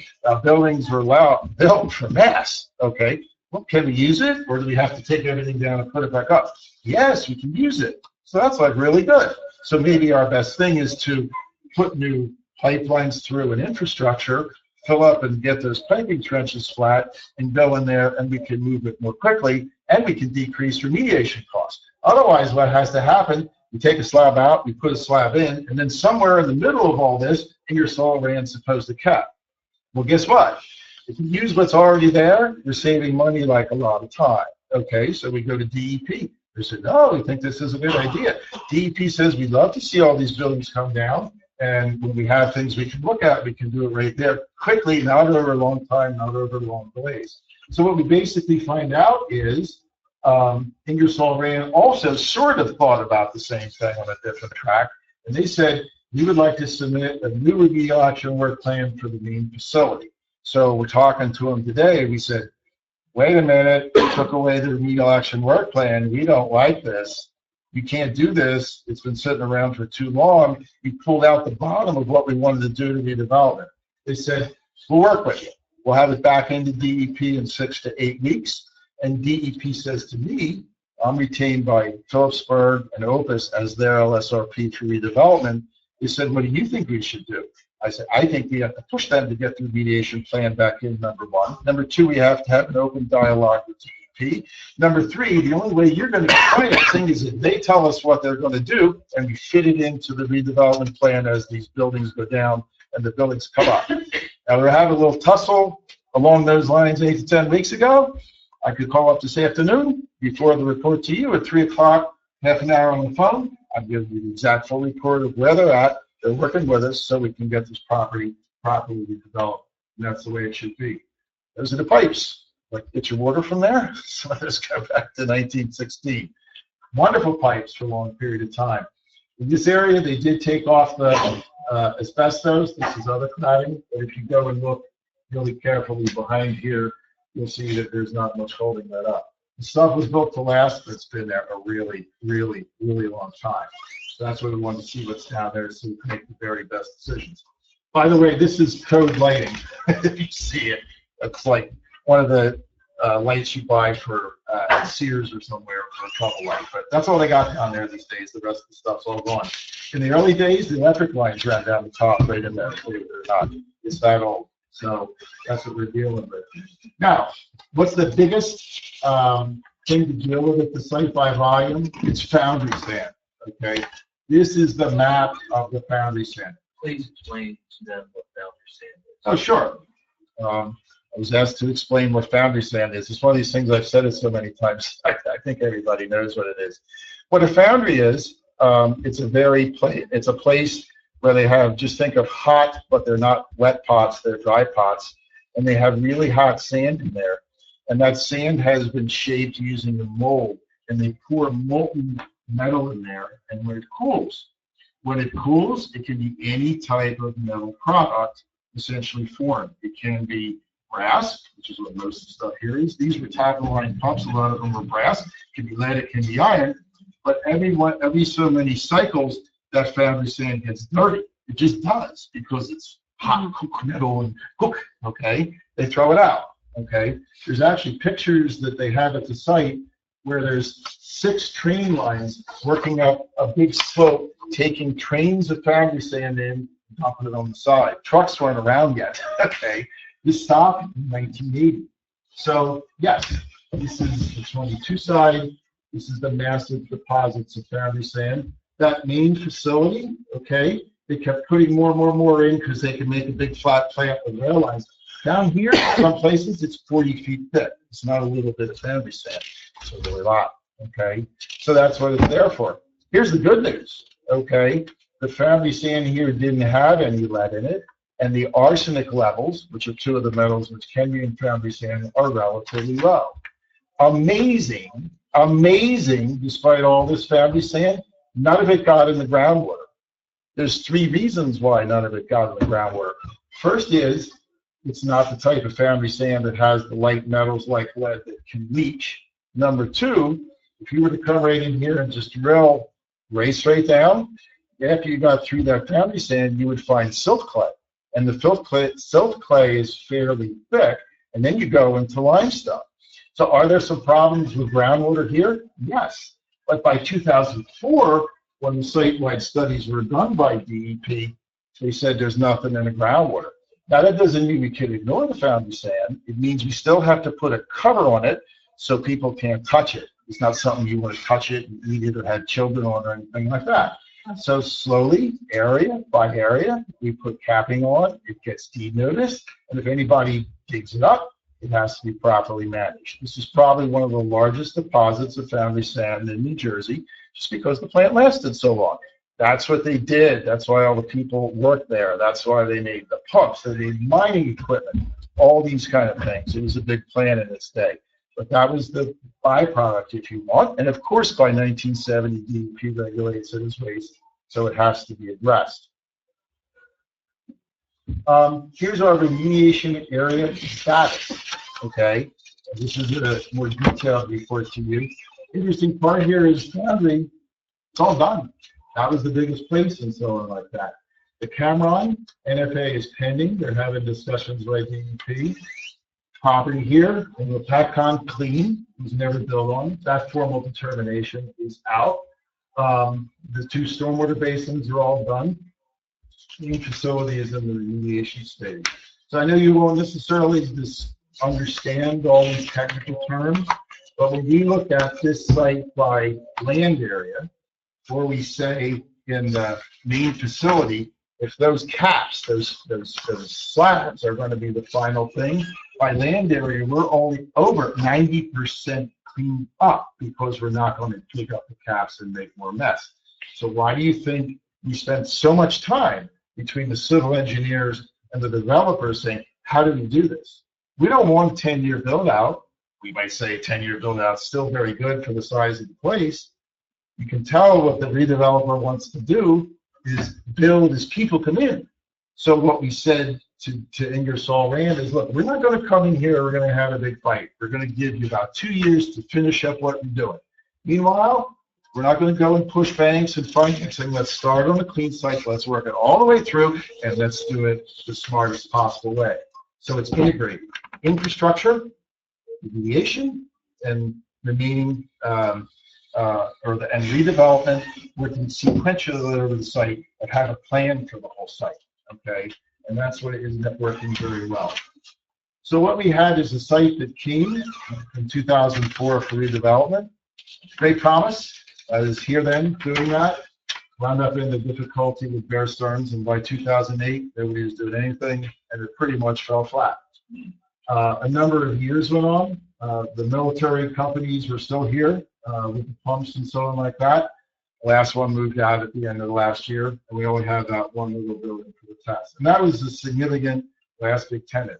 So we have to move forward, okay? We can't have it sit there. We can't have it falling apart. We can't have sometimes have to step in and say we're tearing all the buildings down. We have the promise now of very good redevelopment. We have cooperation from Ingersoll Rand, and we want to move forward with the remaining remediation area.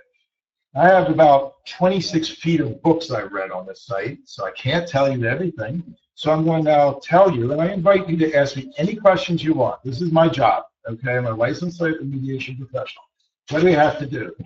Ingersoll Rand is to finalize the legal action work plan. That's the cleanup plan, although the word is fancy for the main facility. That is only weeks away, and that is what we want, and that is what we need, and that's what we wanted. Coordination schedule. We're hard at it, okay? We're here tonight, or we're there in the next town. You know very well Phillipsburg. You're seeing the civil engineers all talk together with the environmental engineers, and you're hearing the redevelopment people figuring out how to do it, what's the sequence, how do we do it. It was a big old ugly site. You don't view it that way anymore. We're down to the last stages of knowing how the remediation is going to be finished, so we're closer to getting ready to go. Here's what we want to do, okay? We're going to separate the LSRP responsibilities, okay? God willing, and the creeks don't rise, I'll be the LSRP for the buildings and the caps, and Ingersoll Rand will finish up and get out of the way with the stuff below the ground. We don't want them in the middle of our building process and argue about money. We're doing it the smartest way. There's a number of other sites that haven't done like this. That's the same thing I'm doing at a site down in Kearney. Hey, you finish this, we'll go that, we'll come in, we'll do the cap. It's very good. DEP says, you guys figure it out contractually. As long as it's done right, you're all licensed professionals, get it done, we'll be happy. So that's our approach. We're finishing up that new landfill. I told about that. There was a cap that we had to fix up. The landfill itself is actually closed. It has been for a while. So that's just about wrapped up. We've been looking at things like stormwater permitting and separation.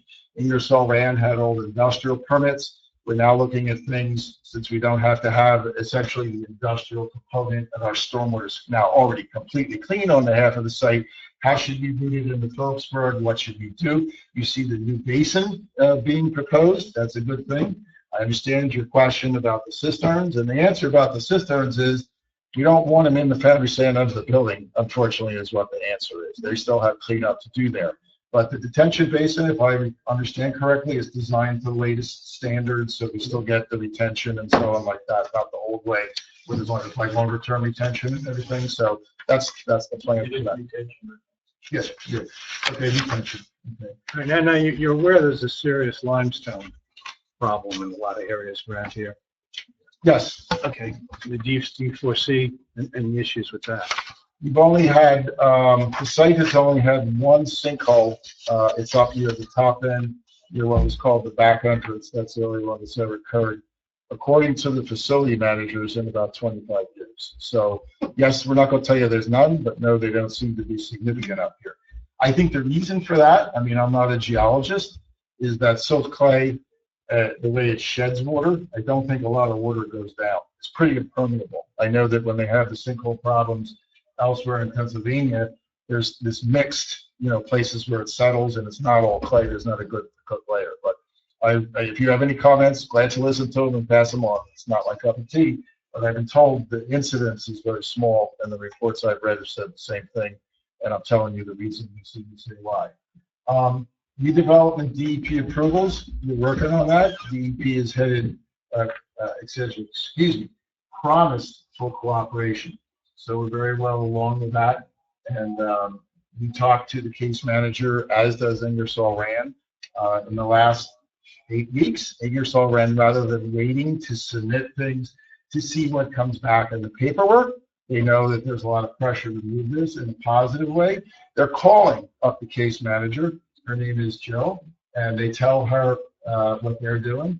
We tell her what we're doing, because we don't want any of this back and forth. The time is long since passed for paperwork and stuff. And the mayor of Phillipsburg said, it shouldn't be taking this long. At this point, everybody agrees. So I again say we're getting good cooperation. Here's another version, same thing, it's just electronic. Since my compatriot here went over it previously, I won't go over it again, but obviously it's a major redevelopment. Obviously we like it. We have made sure that where the pond is, there's not a groundwater pool. Let me just say a little bit more about groundwater. Other than the oil plume up here, which has been under control for a long number of years, there is a small area down here where some solvents go off-site. They were probably associated with a Cameron operation, which went out a long time ago by about 1980. And Ingersoll Rand, as DEP requires, has gone off-site. They've made sure there's no vapor problem, and I can tell you the concentrations are low. There's an area that I talked about there earlier that gets dug over here, and that is also scheduled for the future. So it's time for questions. Okay, any ones you want to ask, it would be my pleasure to answer you and give you information. If there's anything I can't answer, I promise I'll get the answer, because us LSRPs, we're not supposed to handle any public questions or comments. Even though there's a lot of split responsibilities, we want to make this project happen in a very positive way. Sir? The landfill was bordered with Lopatcong and had gone almost over to Lopatcong Creek. That one has been capped. There's two. Actually, both of them have been capped and closed. The one that's called the old landfill, I can get back there, is this one here. And the answer is yes. It's all finished, all closed. Concerned about migration. There's nothing moving to the Lopatcong Creek at all. I observed all that when that plant was running. I've been down there daily and through all those buildings and so on. And I remember that when they dumped everything up the edge of that hill for years and years and years. And I was wondering how to. I get it. They had to do drainage improvements down here. Actually, the reason the farm fields is not finished, DEP wants to see a couple more samples just to be sure, because there was a big slope. So I understand. The new landfill, this was actually a line landfill. That was kept open for a while because it was thought maybe if they tear down buildings, they put it in there. But Phillipsburg, when they were going to get the site, they said, we don't have anything to do with any landfills. So close it, the money was set aside, and that was taken care of. That was closed later, so that still has a number of years. The groundwater mining continues. They require at least 5 years. You can't just slow that. I think I actually walked into the room and out there looking at the same time. When you put up this particular map, I'm not sure what those graphics are showing. Can you just tell me what those colors are? Those are the foundry sand Those are deposits. foundry. Now you The said- darker, the thicker. The darker the thicker. The thicker. Okay, so the plan is to cover all of that up, but the buildings don't cover all of that space. So the areas that aren't covered by the actual building foundation. We have to have that. No, we have to have, okay. Here's the general overview, without me getting into a long thing, okay? Some of the areas are covered by buildings. Some of the areas have a default 1 foot of sand. That's the non-residential standard DEP cap. Can be sand or something else, okay, but it can't have any contamination. Some of the areas that are steep and vegetated, DEP approved them leaving the foundry sand the way it is because it's fenced and it's heavily vegetated, and there would be more trouble to go do it. But everything goes through the process. Final sign-offs has to occur. Then a D notice is placed. Then DEP issues a remediation permit. Then they make sure there's financial assurance to somebody maintain it, and then somebody has to inspect it every 2 years and say, it's not washing away. The foundry area and the old landfill area have achieved that status. Okay, the Lopatcong parcel, there's nothing on there that's free and clear. I'm getting to your answer. It's next. This one here, any place that they don't cap with a building, we have to put the 1 foot on, or there has to be a parking lot. That'll be my part. Ingersoll Rand, they're being asked to take care of everything below the ground. We're going to take the responsibility for remediation as each one finishes, because there isn't going to be any fence. It's going to be modern, no trees and stuff.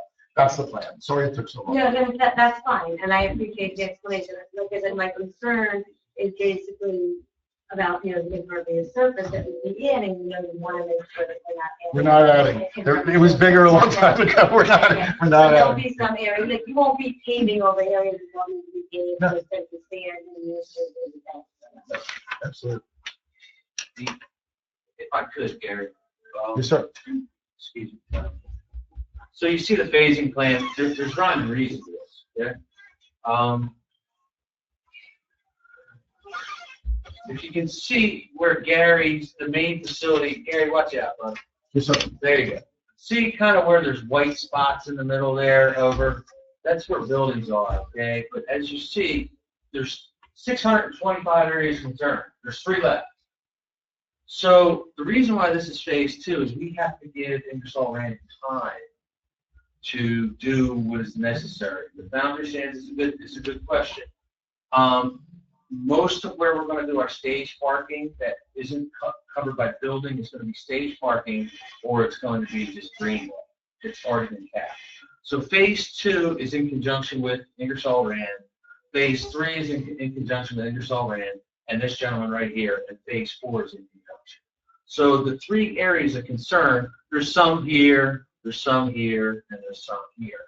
So as we're building these, somebody asked a question about our phasing plan and timing. Well, we're talking like 2 years-ish, okay? Then about 2 years from now-ish, 2 years, 2 years. So we're really on a 7-year schedule. So as you heard from Gary, within weeks, we're going to have our final plan from Ingersoll Rand. To put that into perspective, until we showed up, and I'm not patting myself on the back in any way, actually, Miss Erin Murphy is the boss here. So let's pat her on the back.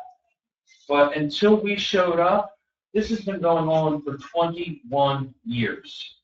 And we are the only one, this team sitting right here, are the only one to be able to figure this all out, to work with Ingersoll Rand, to work with NJDEP, and to phase this coming in as a joint development in conjunction with Ingersoll Rand.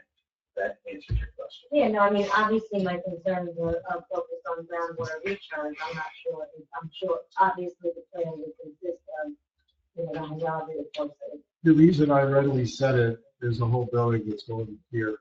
There's a slab still under there, and that's all we're taking into account. There's a building that's missing here. It's all gone.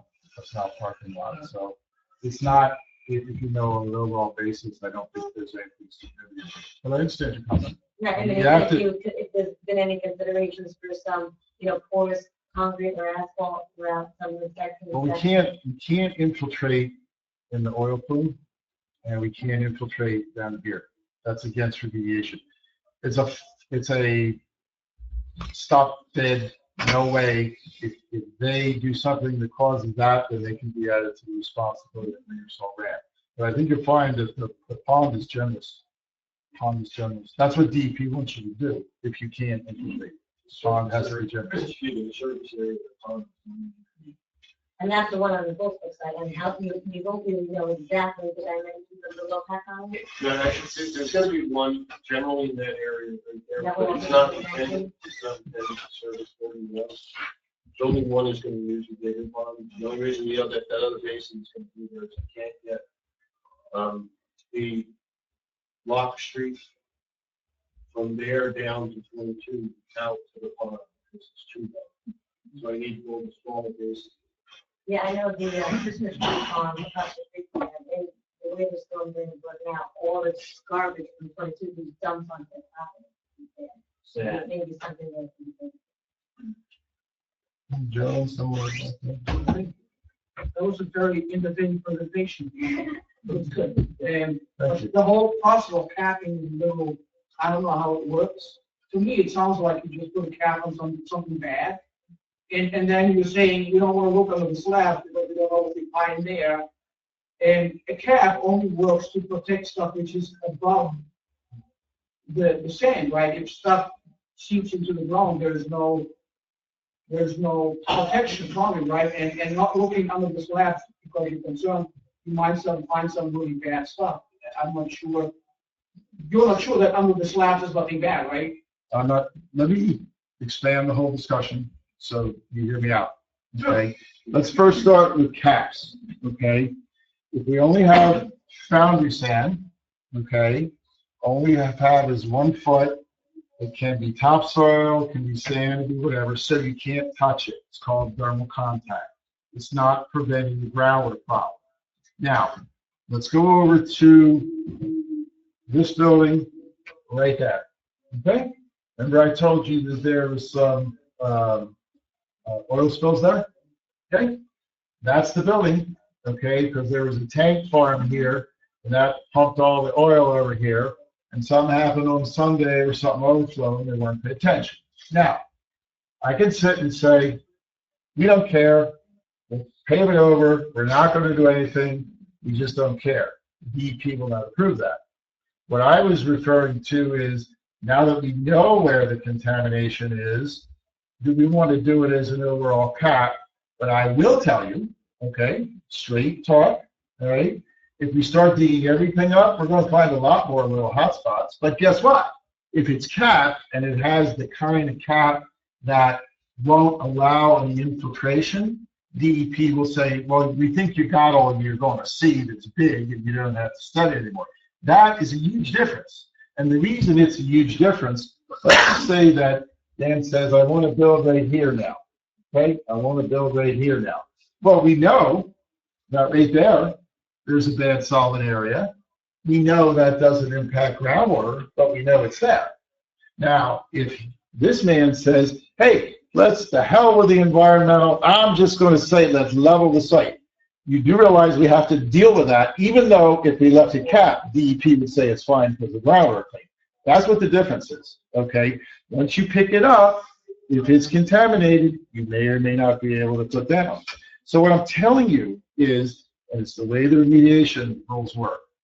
If me as LSRP for these people and the LSRP for Ingersoll Rand said, we did all the testing and delineation, we know where the stuff is, and everything that's big we're going to take care of. Are we allowed to average and test? DEP approved that in 2005. Remember I said the 625 ASCs? They sat down in a room, I sat there, they said, we want this one done, we want this one done, we're not sure about this one. We want random sampling across this field. because there's a slab there, we heard under there. We don't know. So it's been through its scientific vetting. It's been through the requirements for remediation the way the site is today. But if we decide, even though we don't have to, let's go start digging everything up, we now find new AOCs and other things start to happen, and we don't know if we're going to cap, so guess what we have to go do? Back to the remediation process and slow it down. So I'm explaining it to you the way the system works, if you understand what I mean. Now, if we start to tear out those trenches and we find new things in those trenches or something collapses in or something there, we're going to deal with all those. But the way the rules are structured in New Jersey and elsewhere, it's pretending when you start digging something up, it's pretending it's all clean. So every little thing you find, you have to start testing again and so on like that. So I, working for him, and the LSRP, his name is Scott Drew, working for Ingersoll Rand, presenting our stuff to DEP, have to be comfortable with using those slabs, comfortable that they're environmentally protected, and comfortable we're not leaving anything behind. That's on us. That's what the process is. But if you decide you want to dig up everything in a site that has a lot of stuff, you may be sorry you did it. And I'm not talking about this site. I'm talking about every industrial site in New Jersey. And I'm allowed to monitor the groundwater for 2 or 3 years and say this area doesn't require any soil remediation because I'm capping it and I'm going to manage it in place. We're allowed to do that. So now that was a long explanation, but I'm very candidly letting you hear from me how this works. And it is important at these sites that we do something that's practical. If I may say so, then you don't do what's best for the property, but you do everything required by law, right? That is. Because it's still a health and safety issue, right? If you're capping it and the groundwater is not impacted, there's no health and safety issue. And constant contamination is not contaminating the ground. That's what we should put to. So in New Jersey, there's dirty soil all over the place, it's very described. But if it's not impacting groundwater, it's no one's drinking it. No one can touch it from above, and it's safe. If we were to go from New Jersey, trying to dig up all of their soil. So it's a compromise. How's it going with this? No, I don't know, I just don't know. No, I told you the answer, but let me review it again. The straight answer, okay? Coming up this way, this is that oil plume. By the way, if you look at this, it's funny, it's shaped like the top of a cat, but I don't know if you see that. Everybody knows that. Come over and look at it. But seriously, this comes over, you see there's all these wells here? All these wells is to make sure it doesn't migrate and to make sure it's coming out. This is the oil plume. Down here at the Cameron area, had to happen a long time ago. They poke a lot of holes in here through the soil. They can't find it. There is low-level groundwater contamination that goes down to this area of Phillipsburg. It's down deep, like 30 to 60 feet in the ground. That's it, okay?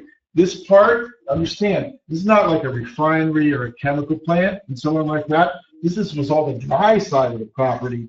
That foundry sand was all dry, like heat and mold, metal, and so on like that.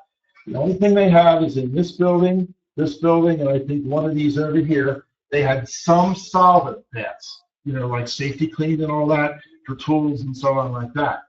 When you go down into the groundwater where the oil is and you pull the sample of the oil-water mixture, there isn't any solids down there.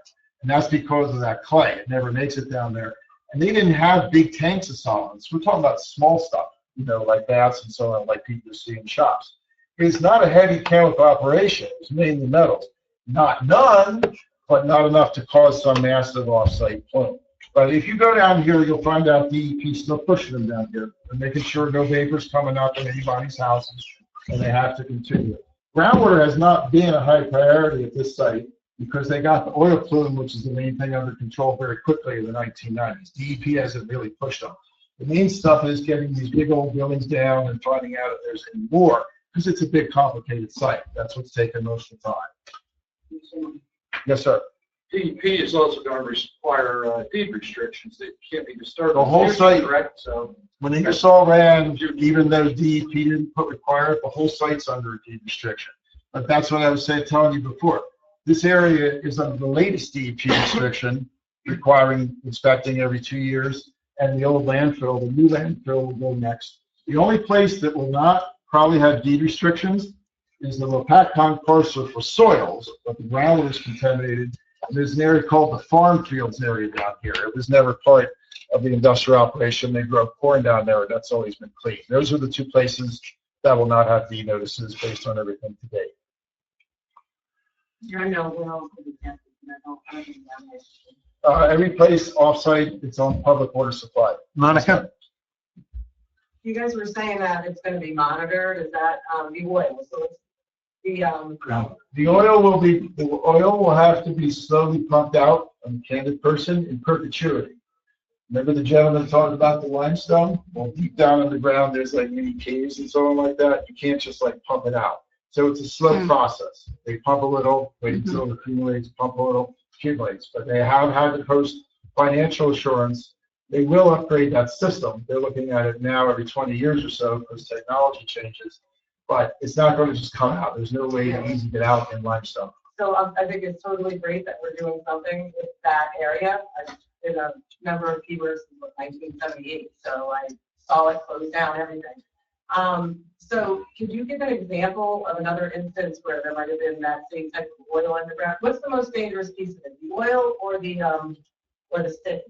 sand? What's more dangerous that it would affect the drinking water? Neither of them are particularly bad. Right. Honest with you, I worry about sites like an example of the site I'm working right now. I'll give you two examples. One's in Kearney. It was bad industrial, not huge, but they had all kind of stuff in there going up. We have low-level rad. Okay. We have really high solvents, like really high chlorobenzene, the stuff where you have to wear masks when you get off the ground. And I have one in Bayonne. It's really high lead. It's right on the water. I mean, it's like, here's the well, there it is, and then it's tied to water. So we're going to, this is a high volume boundary sand. I mean, really high volume. If you added up all the mass, so they'd say, oh, look at the total tonnage, it looks bad. But it's dilute over a very wide area. let me give you the straight answer. If you can look at it from toxicology, that's another science. That would be some of the solvent areas that are under the buildings and caps. They're like big columns that go down. But because they're capped, there's no rainwater. It just sits there. Like It would many never years get, after. it would never affect anything in years to come? I mean, is there? No. It could. If they didn't follow my advice and we didn't recap the areas with Bill or Ingersoll, it would start to go down now. And then it could start to move. But some of those slabs are 8 and 9 inches thick. So stuff got spilled on the floor or it runs through cracks, it's still down there. But I'm trying to give you all the technical answers. By toxicity, it's solids. By concentrations and toxicity. Tell them how many acres. If you look at the contaminated areas that are non-foundry sand, it's only about 6 to 9 acres if you add up all the plumes. 382 acres. 382 acres. We're talking 6 to 9 acres. Okay. And not done. Non-foundry sand with some That are type of contamination. contaminated. Yeah. Non-foundry sand, some type of contamination. Mr. Imhoff? Well, yes, I wanted to Yeah. just complete this lady's statement. Is phase one, if you drive down 22, you'll see some rusty pipes sticking out. There's 1 or 2 wells there. It's either a monitoring well or a recovery well, and they actually can recover oil out of the ground and put it in your car. I wouldn't, but you could. In this building design, CPO engineer, along with Mr. Brown, we have, I'm going to be politically correct, instead of man-way, we have people-way that can go in there, and there's actually going to, those monitoring wells are going to go on for in perpetuity, we believe. We don't know how long. Well, our LSRP and Ingersoll Rand are able to get access to the monitoring wells. We're going to build right over top of them. But they're going to be a person way to get in and monitor them without ever going in the building. So I hope that helps. A couple weeks ago, we talked about the supplemental retention ponds that were built in, fish dying down in the creek and that kind of stuff. But there is, I guess, what I would call a pool concreted in behind building 143. Pretty The big spray pond. area. The spray pond. Yeah. Is that a environmentally sensitive area or what? What do we do with that? Okay, so a couple weeks ago when we talked, I told you that the inverse ponds no longer exist. I was there today. They no longer exist. That's right. Okay. Behind Now the there's fence. another, what you would see is like a spray pond. That spray pond, there's no issues with it. It's going away. We're going to close it. Environmentally, it's closed. That was part of the operation when they had those big pumps come in there. DEP made them completely clean it out and signed off on it. Only thing you see in there now is rainfall and stuff that's accumulated over the years. Rainfall and, dust from the air. It's been cleaned. Okay. I think around 2005, but There was a company, I believe it's Geosyntec, correct. drilling at a private residence on Green Street. I understand they went down 200 feet, and it has something to do with the travel speed of sludge. Can you explain that? Geosyntec is the firm that Scott Drew works for. That's their Ingersoll Rand's LSRP. It's the travel speed of the groundwater, not the sludge. Okay? Let me just try and explain it. The lady was asking me about different contaminants, and I said that the solvents are the ones that I'll be more concerned about. Solvents have chlorine and chlorine atom in it. So sometimes when they start to travel in the water, they also go down. So sooner or later, DEP said to them, hey, we like the surface, not that bad. Let's make sure we don't have a sinking plume. So that's one of the other things that DEP is requiring to do. That's what they're making them do. No problem. Gasoline plumes because there's no chlorinated benzene, they just go on the top of it. But because they have some chlorinated down in this area, they make them go the extra mile, make sure they don't have a sinking plume. So Sorry to say it Did they twice. find anything at the 200-foot depth? We don't have those results yet. I don't know if they sample, but they'll tell us. They'll tell us. And it's important to note, that is, geosyntic is the LSRP for Ingersoll Rand. And it's actually, I applaud them that they're out on Green Street doing that, because that is their responsibility to do. So that's good news. I thank you very much. If you have any questions, you can call me anytime. Are we able to get a copy of this presentation? There's a few here. I need one. Is there? Do you want to give me your cards? You have anything left? Yes.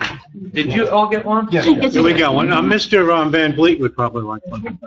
Okay, we'll provide it up on the, you guys for your website. So just to be clear, there's no contamination in Lopatcong. So there's no Oil into the remediation, ground. oil, that's it. Oil in the ground. Okay. Other than that, the site is clean. It's Okay. approved by DEP for what they call the soil. Okay. Okay. All right. Mr. Van Vliet, do you have any further questions that might concern your perspective on this from planning board? Not really, just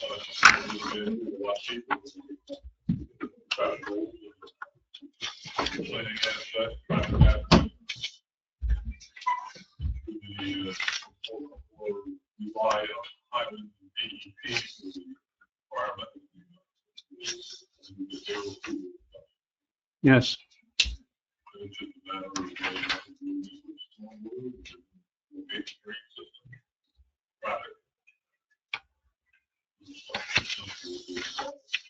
Yeah.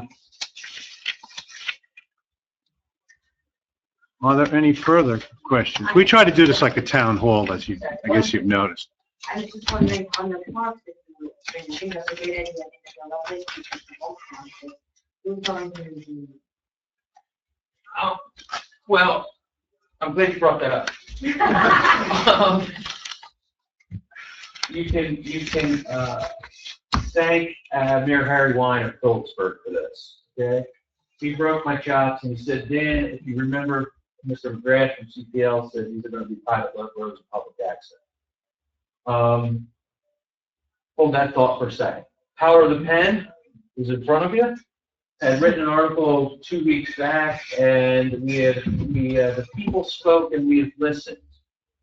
We were originally going to put this parks in phase 4, and they said, poo-hoo, that's never going to happen. So now what we're going to do is put it in phase 1.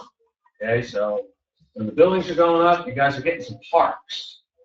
So from right here, again, I apologize. From right here, all the way through, all the roads, including the park, are going to be maintained by, if anybody's ever lived in a condo or a townhouse with a homeowners association that you would have to pay a fee, to keep the snow plow and everything. So Harry Wine over there says it's not fair to Phillipsburg and it's not fair to Lopatcong. There's no way I'm going to let you dedicate these streets to the public because now the public has to snow plow. Keep that in mind. Now that they have snow plow, he's also saying, well, who's going to maintain the park? So what we are setting up is what is akin to a homeowners association, it's a condo association, whatever words you want to call. So that part of that is a thing called Common Area Maintenance Charge, CAM. Part of that CAM charge not only snow plows this and makes the sidewalks nice and also maintains the parks. So there's a fee that comes out of your monthly rent that covers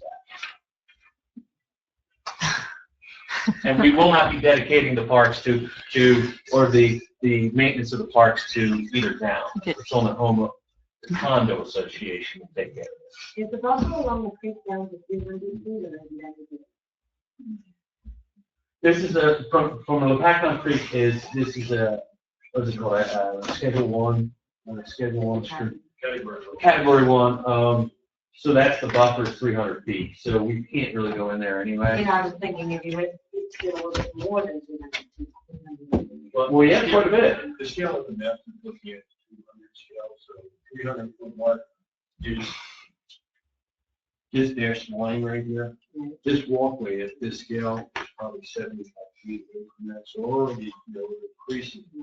And this is intended to be a nature. And ultimately, what I would like to do is, I would like to turn this into some sort of like a nature preserve. This is approximately a half a mile-ish, that walkway. One direction. Yeah, one direction is about a half a mile. So as you can see, I don't exercise personally, but if I had the interest to do it, I could park here and I could walk a mile. But you are, this distance right here is about 450 feet. So from the creek to here, you're at almost 750 feet. So what I'd like to ultimately do is use some sort of a nature preserve or something that the HOA, COA, whatever maintains. And my sister happens to be the executive director of our nature preserve, and she hounded me on Sunday dinner, when am I going to take this over? So that is in our plans. Sir? Just last question. We're at a 4.2 million square foot under roof. Is there a rough figure how much square footage is parking and roadway?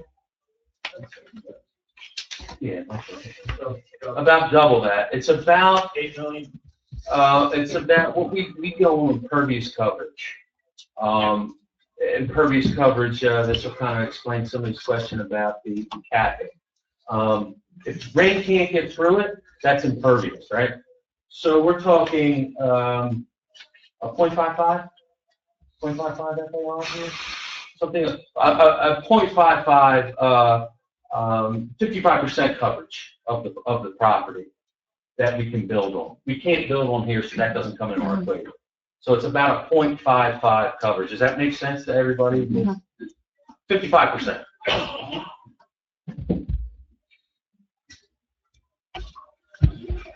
All right. Mr. Mangucci, do you have any comments you would like to add? Yes. Very good. I have one other question. It sounds like during the course of the discussions, you were saying that you don't have the financing set up or in place yet. Or did I misunderstand that? That's not at all a question. Excuse me. Okay. I don't know where that came from. I don't know where you thought that. We're very well financed. We have the capabilities of taking this down. What I believe you're referring to is Gary Brown made a statement of what's bankable. To put that into perspective is, when numbers been thrown around, and we just came up with the numbers yesterday. This is approximately $242 million, all in. What you can't do, the acquisition of the dirt, not a big issue. The constructability, not a big issue. But what you have to be able to do is you have to be able to get a construction loan, because I don't know anybody that has $242 million in cash. If I did, I'd be very close very often. Although you should talk to Miss Murphy here about that. That's another story. So what we're trying to do here is, in phases, you have to get construction loan phases. Okay. So the dollars to do the development isn't an issue. It's the ability to what we call sticks and bricks. Putting up the sticks and the bricks, you have to get a loan for that. So in order to get a loan for that, they go to Gary Brown, and Gary Brown goes through his whole spiel. But the most important thing is an NFA. No further action. NFA. When you hear Gary Brown, no further action means nothing has to happen. So you need that certificate because it's the bankability. And you get that from the state? We'll get that from the NJDEP. Okay, now, is there any point in time you're going to be looking for some funding or something that Lopatcong is going to get charged for? I know this sounds like there's going to be a lot of, traffic reconstruction or working of roads and traffic lights. We've had a project in town that they worked on the whole project and didn't include the cost of the light, and they were trying to put it on the town to pay for the light, but that's a whole other story. But things like that are going to be on. Yeah, we're not looking for any, the only thing you are looking for is the payment of taxes. So that, from our perspective, that's a town contribution to the project, but we're not looking for money. We talked about doing area bonds, we're not sure about that. Talking about but not looking for you to have pocket. Good. So now- So we're perfectly clear. We're not looking for any money from Lopatcong nor Phillipsburg. Good to hear.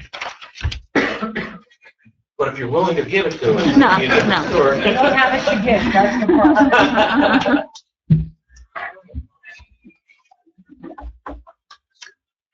All right, I think we've completed this presentation.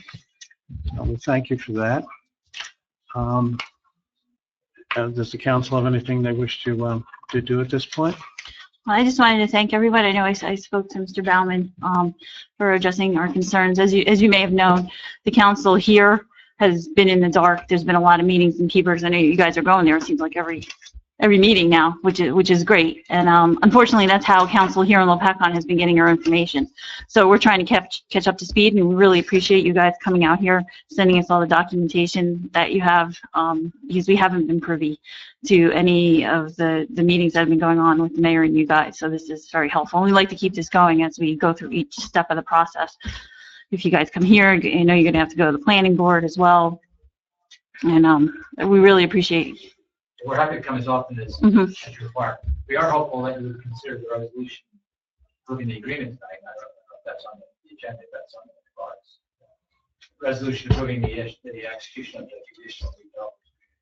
So we can sign the agreement and fund the escrow and have your budget start working on. I have some questions on the resolution. I guess this was written by your team. The town here is run by government, it's called by mayor and council. So there's some language in here that is, you know, giving authority to the mayor. So when we do things, I would like to add in, you know, and town council, or like the mayor and town council in consultation with township professionals or township boards. We are, you know, the form suggests we Okay. absolutely, and I think the most important thing is that we delegate to the mayor to sign. Yeah, because Section 3 say the mayor is hereby authorized to undertake any additional actions, including negotiations of any additional documents. And like I said, we're having a communication breakdown here, so we'd really like to be included. Mhm. We'd like to put mayor and council in there at minimum, as well as obviously our township professionals or boards. Mhm. Now, there's never been any information that came down. It wasn't in the hands of council, and you could have had opportunity for it. And that's You absolutely didn't look. untrue. Well, What information has come You down? know, what There's information? been very little information, and you're trying to make it look like something it isn't like usual. Well, no, that's untrue. I had sent you an email on this Tuesday.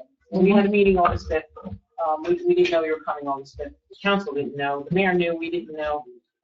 I knew? We had no information. I did not know.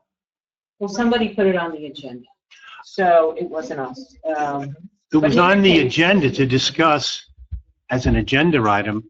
There was no knowledge by myself or Mr. Lavery, to my knowledge, that anyone was coming here that night. Well, I don't know if that's, yeah, that needs to be. not the word on the street. In either case, Probably could be. I I'm had not to making request it. information just this past Tuesday, and that's when we got copies of letters and everything that you had.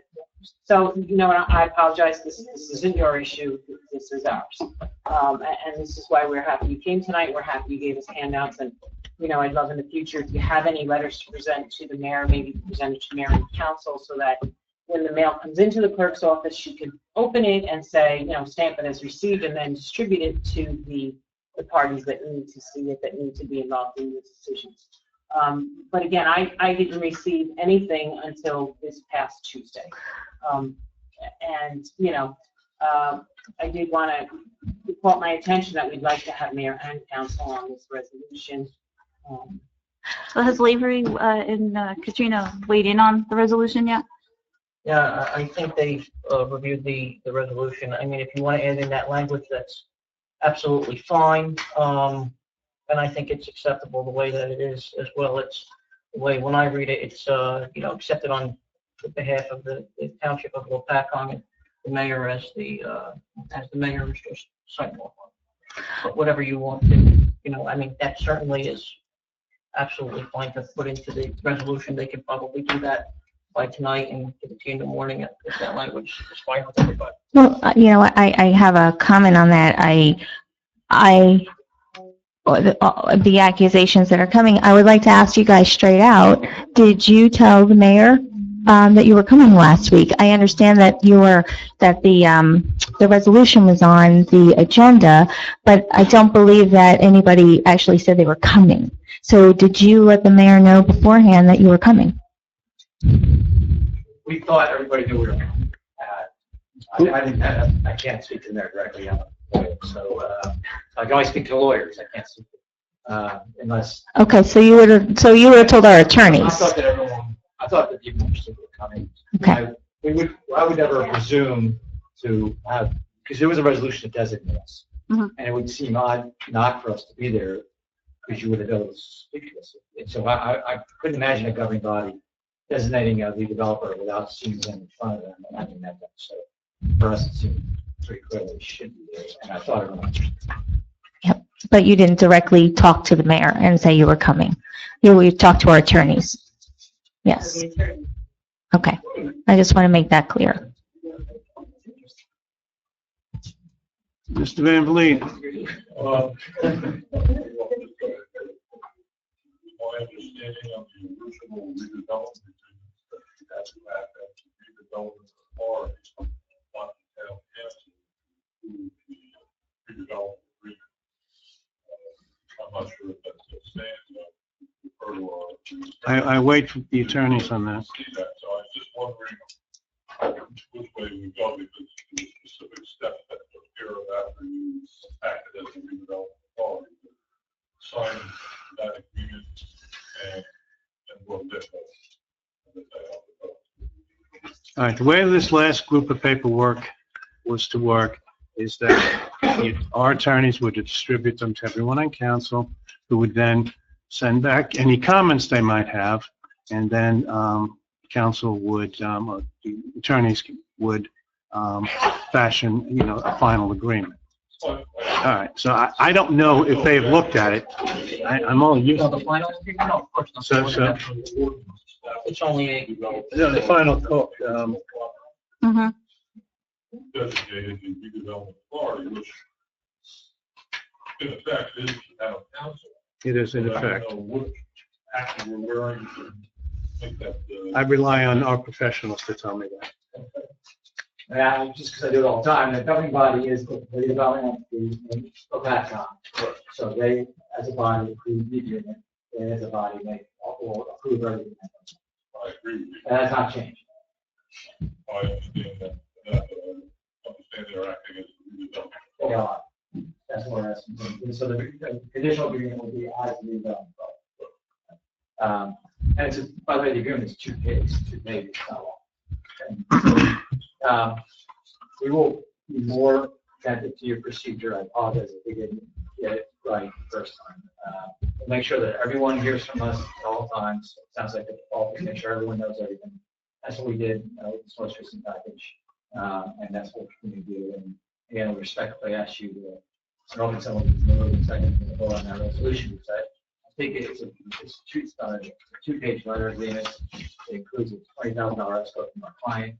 It's identical to what we did in Phillipsburg. It gets us started right away. We hope to do it last meeting, and we'd love to do it this meeting. We'd like to have these questions tomorrow. Generally, one thing we clearly from this room is we need your professionals to weigh in. And we're up against time, so if we can respectfully ask you to consider that resolution with a new language. I could have a new Word version, and I'm sure I know Mike has it, so you can turn the Word version around as I can. I think we need to be certain that he's reviewed it and that he's approved it. I talked to him. I'm fairly certain, when I spoke to, he's on vacation, but when I spoke to him, he had looked at it. But I mean, that could be done tomorrow. I mean, tonight, tomorrow, they want you to add a little, they want added in, is my understanding, Mayor, a little language about the mayor and council. I mean, that stuff is just very close to what we can put it in. And you could approve it subject to those revisions, but that's up to you. Yeah, we did share with them. I mean, everybody's reviewed it. And all it is basically that you're giving them the period of time to. In the past, How did we do this? Did we do RFPs? Because I know we got some information from here, but if we did an RFP, did we request like information on past projects and stuff like that from other builders? Is there any way we could get some of that information? Yeah, I think we gave you bios on all the developers. Oh, yeah. So I think there's a fair amount we can provide you for. And again, your redevelopment agreement that you can have with us is going to have, that and more. You have to have a certified that we've never had any criminal records. So you never have the false management agreement. It's a 70-page document that we're going to negotiate with Mike and his firm. It's really just to get us out of the box. And you could probably approve it tonight and then maybe not release it until you get the signature page to us until you have the words fixed. And every council, you correct your word, fix the words, don't give us the signature page until that time. But I just hate to lose number 2 of these. We have so much work to do. And it's such an important project and presumably well received. So we have to make sure we do it right. And we've got to be more sooner than that. When did Philipsburg approve theirs? About a month ago? June 17th. June 17th. The exclusivity period that you have listed in here, I know it's 120 days, so it's about 4 months or so. And I know the comment was that was too long. I mean, You want to make it 90 days? Make it 90 no. days. I mean, We're going to go fast. Yeah, to me, lack of experience, that sounds short. I mean, is that a typical? Keep us on the tight leash. We don't get it done in time. We'll ask you for an extension. Keep us on a tight leash. And then there's one other part down here. It says that the township will assist Opus in securing any available grants or loans to offset the cost of the project. Yeah, so this is not money that will come out of you, but we're like a Grow NJ. There's a program in New Jersey where if you locate jobs into New Jersey will give you tax incentives. You often have to have the towns sponsor. So we're just talking about grants that are available, not from you, but where we need you to write a letter saying, yeah, New Jersey, we think this is a great project, please give them a grant. Grow NJ is a perfect example where New Jersey encourages job creation and they give a tax incentive to property owners, but it helps have the town write a letter and support the project. Is Opus right now currently doing any other projects? This is a single purpose entity for every project we do, because they are what we do is environmentally sensitive projects. Okay. For every project that we do is we call them one-offs. It's a LLC specific for this redevelopment. That's why you have our bios. We own numerous projects and numerous names. You could have websites that you can refer to. There's a lot of information in there. And you've done projects at this size? Me personally, my largest project that I ever did was 1.75 million square feet. And to put this into perspective, sir, I'm sorry, let me stand up. I don't want to be rude. There are only 3 developers on the globe that have done a project of this size. 3. Ross Perot and his son are one of them. You just saw Schrin Commerce Center. That is one of the largest, Duke Realty is one of the largest realty development companies on the globe. And they went through the process of 1.6 million feet at a time. The reason why we're going for it for 4.2 million square feet is because you are in the #1 hotbed logistics distribution spot on the globe. There is less than 1% vacancy in any industrial logistics distribution facility within a 60-mile radius of us. Bethlehem, Pennsylvania is the #1. You can't rent anything. What's going for rent over there, what we would rent you in the past for $2.25, they're getting north of $5 per square foot. To put that into perspective, somebody's going to pay $5 million in rent for this. This is the #1 logistics distribution spot in the country. So to further answer your question, there's very few people who have taken down 4.2 million square feet at a clip. And it's the timing is right, the financing is right. This is the #1 investment vehicle on Wall Street today. Sir. Let's remember that when we negotiate to try to bring back taxes for the taxpayers. Right. Well, I mean, that brings me up to the second part of that. As you stated earlier in the presentation, you made a comment that, when we negotiate the tax rate, we'll have to be somewhat competitive with Pennsylvania, correct? So Are we taking phone this calls? exuberance, what he left out was, those projects don't have a bridge, they don't have highway access, they don't have $5 or $6 million. So that's all the numbers we have to look at. Right. And we understand, but I think Dan's trying to say that, but this is a great opportunity, it's a great project. He's done $1.7 million. This is larger than he's done before, but certainly he's capable.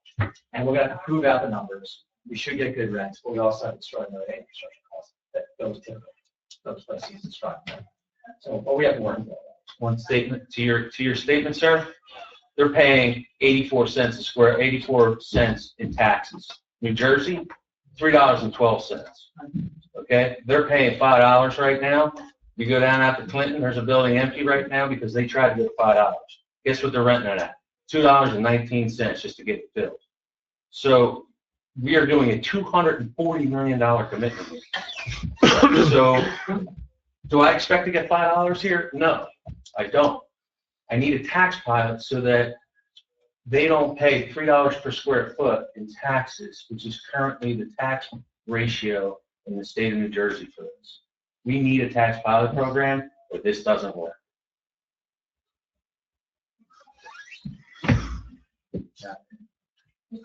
Thank you. Next. Next, Mayor. Do you want to make a motion? It's up to you. Anybody want to make a motion? I asked if the council wants to make a motion. Well, conditional that the language will be amended or added. I guess I'll make the motion. Do we have a second? Second. Is there any discussion? So what are we? You're gonna send your changes to Ms. Mike and Katrina? I got the word version. We just confirmed that the labor reviewed this topic. We are meeting next week, that's Yeah. Wednesday, right? Wednesday, we all meeting on Wednesday. That's correct. We'll have Changes by then, what do you say? The changes were just a couple of words and letters that everything's okay. If I could say one more thing, and this is important. Tuesday? Tuesday? Yes. On Tuesday, we're going to NJDOT. I cannot get any traction. NJDOT takes about 9 months, so everybody is asking about traffic. It's a preliminary, which is a 45 days post counting vehicles. We're already done that 25 of those days. You can't count till the buses are going up and down the school for children. We, as a group, cannot even sit down and talk with NJDOT without having some sort of a conditional. That's why we're doing this process. We have to have the ability to say conditionally we're the redevelopers, then NJDOT can open up and spend time, effort, energy, money. That's number one. Number two, we need Mazer Associates to review some documents. They can't even review them until we get an escrow. I can't get an escrow until we have a conditional redevelopers agreement. So that's kind of the process. So may I ask, just that, I mean, if you guys have been going to Peaburg for so long, how come Lopat was kind of last on the list? Well, Gary, can you put up your little kitty cat for me there, please, on the screen? The long and the short of it is, most of the contamination, no, all of the contamination is over there. Right. So we couldn't get, what's the sense of coming to you because here's the whole scenario. There's no sewer out here in Lopatcong for this property. That's why this property has languished forever. Okay, Phillipsburg has the sewer. Phillipsburg's saying, why am I going to give you the sewer over there when I don't get anything? So I say, okay, we understand that. Let's go and clean up the property in Phillipsburg. If I can't get the cleanup of the property, I mean, if you notice where all the contamination is, I can run pipes through here. I can't run pipes there until our LSRPs and our environmental scientists say, oh, okay, this is okay to do. So we've been with Phillipsburg for over a year. Right. And we can't, it's sort of like the chicken and the egg, okay? You guys have the best road frontage on it. It's going to be the beautiful, we already have renditions in my brain of what it's going to look like. I have an idea who's interested in going there. And anyway, I have to go this way from 22 in and from Roseberry in. I have to go from two sides to conquer the middle. Let's go back to the phasing plan. Two sides to conquer the middle. This is my boundary sand issue. Now, it's important to note AOC, area of concern, which Mr. Brown would talk about. Every time that we get a document from DEP that says, oh, hallelujah, it's clean. And then every time I stick a shovel through there, they say, oh, it's not clean anymore. We just created our own area of concern. So, it's a long-winded way of saying, I can't get here without the sewer, which is right here. I can't go through here. So I have to go like this.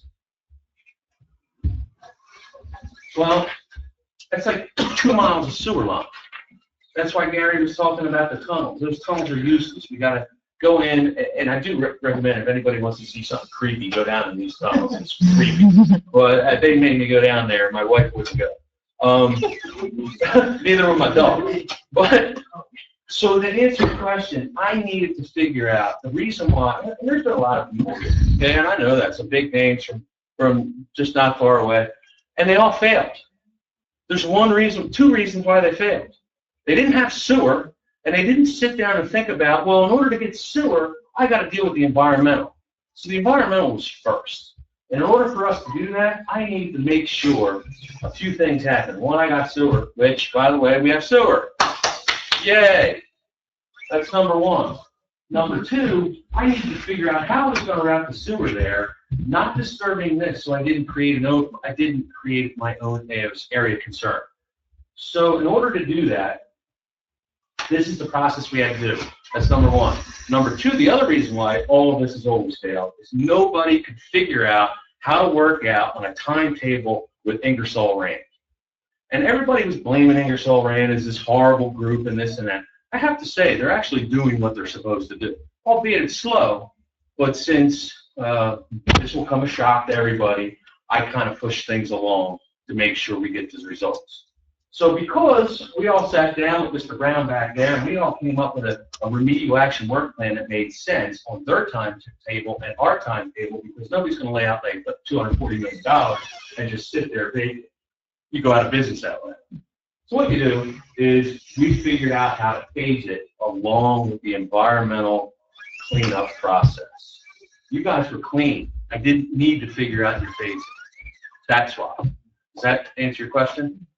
Somewhat, yes. We're not in questions. We're in the middle of a vote. I don't think I don't think we should hold it up for a couple of words, especially when our attorneys already looked at it and said it was fine. And these folks here are saying from here on in, they're going to send everything to everyone. So they're giving their word that they're going to send everything to all of us. Our attorneys here are saying they will change the few words, and they're agreeable to doing that. No one's disputing it.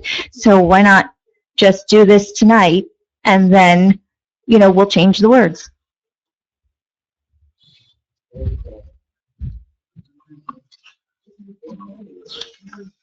No other comments? No other comments? Yeah, my concern is that we don't know what the tax will be on this. I'd like to have a better idea of that. I mean, we could go through all this and find out we're getting $120,000, and we got all these trucks all through town. Maybe not worth it, This is only Everything is only. Right, this is just communication. Yeah, I know. I just wanted to make that point. All right. Is there any way that we could, authorize them to go to the DOT without giving the conditional agreement? Jane? They have their appointment with the DOT. What he's saying is they're not going to get any traction with the DOT until they have some. This is only Agreement. an agreement that allows them to basically be the exclusive negotiator with the town. Right. The agreement's fine, the resolution as is fine. Mhm. It's just, it's not a legal issue at this point, it's just what you guys want to do. That's not my role to interject on that, but I understand what they're saying. If it's something that you guys want, you can certainly do it tonight, but that's the Right. council's opinion, as is, or, you can pen in the words, quite frankly, and then we can type them in tomorrow. I mean, it's beyond a legal issue. The resolution is fine, the agreement is fine. And what the potential developer is saying is that it will go a long way if they're signed with the when they do have their meeting, I guess, next Tuesday with the DOT. But that's a council decision. I think legally it's fine. And again, it's a 4-month agreement. You're not bound by anything. You're just. That's right. We're not bound by anything. We can stop at any point. Roll call. Just within that 4-month. Within that 4-month period, yes. What happens after the 4-month period? You could extend it, or, I mean, that would be something that goes on, or it could be concluded, I guess, at that. Yeah, or it could be if we don't agree in entered 4 into a months, formal agreement. you send us whatever money you didn't spend back, and then we're done. Roll call. Councilman Belcaro, Yes. Councilwoman McCain, Yes. Councilwoman Schneider, Yes. Council President Chesla. I'm gonna say yes, but I have a lot of reservations that we're rushing it, but Mayor McKay. Yes. That's with the changes that will. with the changes. Yes, of course. All right. Thank you for your presentation. Thank you. Thank you very much. So we still have several items on the agenda, folks. The next item is the discussion regarding renewal of Service Electric's cable television franchise. Now, what we're doing here is just to alert you that there's going to be a public hearing scheduled for Tuesday, September 22nd, 2015, at 6 p.m. here. We're also going to invite you to make any letters or complaints to forward them to Mrs. Dilts, and we will compile them, and we'll have them available for when we have the meeting on the 22nd. All right, sir? Are they gonna be sent in to Service Electric to be given to Beth? Yeah, you give them to Beth, right? You're going to collect Send them in? They'll be here at the. public Yeah, they'll be hearing. They'll be read. The service electric cable. Yes, so give the first second, do it until the 22nd, anyway, so we could just address it at the 22nd ourselves. Right? You could if Well, you're coming, but if you're not coming, Yeah. Or, yeah. yeah, or Beth can send them in and they can be You can just prepared to answer your particular question. So either way is fine. Tell them all about it this year, that you're accepting. Yes, we can do that. Mhm. You can put that Yes. on. Thanks. Beth, when do we put in our submissions of what we're looking to get from them? Do we do that before they come up for the public hearing? You can talk about it at the public hearing or Okay. negotiate after. Okay, all right. When is it up? Is the contract The end of this year. till the end of December? Yeah. Mhm. Some of the things we're trying to do is we're trying to see if we can get some high-speed internet to some of our buildings in town. All right, the next item, Donna, do you want to do the next item? Yeah, sure. Number 3 is to authorize to advertise to hire a part-time laborer for 30 hours in the Department of Public Works. We've had some struggles in DPW with some manpower, and we've relied on seasonal help or temps or however you want to word it to fill in those gaps. Unfortunately, when you fill in the gaps like that, they're only allowed to work 6 months out of an entire year. It doesn't have to be consecutive. It could be 2 months here, 1 month there, but once it totals 6 months in a year's time, they cannot work anymore. They would have to be hired as an employee of the town. We currently have 4 gentlemen in DPW, and 1 is out at the moment, so we're down to 3. I know from past phone calls in the wintertime that we've got a lot of road to cover, and we've had a lot of things to do to get DPW up to where they should be regarding a contract, regarding some equipment. There's not been a capital improvement plan, so we need to get us up to snuff, and we need to get our residents what they need. This money is not going to be, will not create a shortfall in our budget. We will be taking it out of DPW's operating expense. Right now, we have the funds to cover number 3 and number 4 on the agenda, which I probably should just cover both right now. We'd like to hire a full-time person and a part-time person. That's my spiel. We really need some help there. We've got leaf pickup coming up soon. We've got snow, and we've got our roads that are in a bit of disrepair that we're still trying to make some heads or tails with, and without some manpower, it just isn't happening. So right now, this is our only alternative, and they really need some help. These guys do a tremendous job day after day, and they have taken on other responsibilities like cleaning getting our fields in order, painting the lines. They really do a lot for our town, and when if one gets sick or if one needs to take leave, it puts us in a really bad spot. And we don't have any other way to do this but subcontract out people, and the prices and the costs for that are just tremendous. So I would hope that I have some support from council. We can start with the first one, and with hiring a part-time laborer. Second. Any further discussion? Why? Yeah, go ahead. Yes.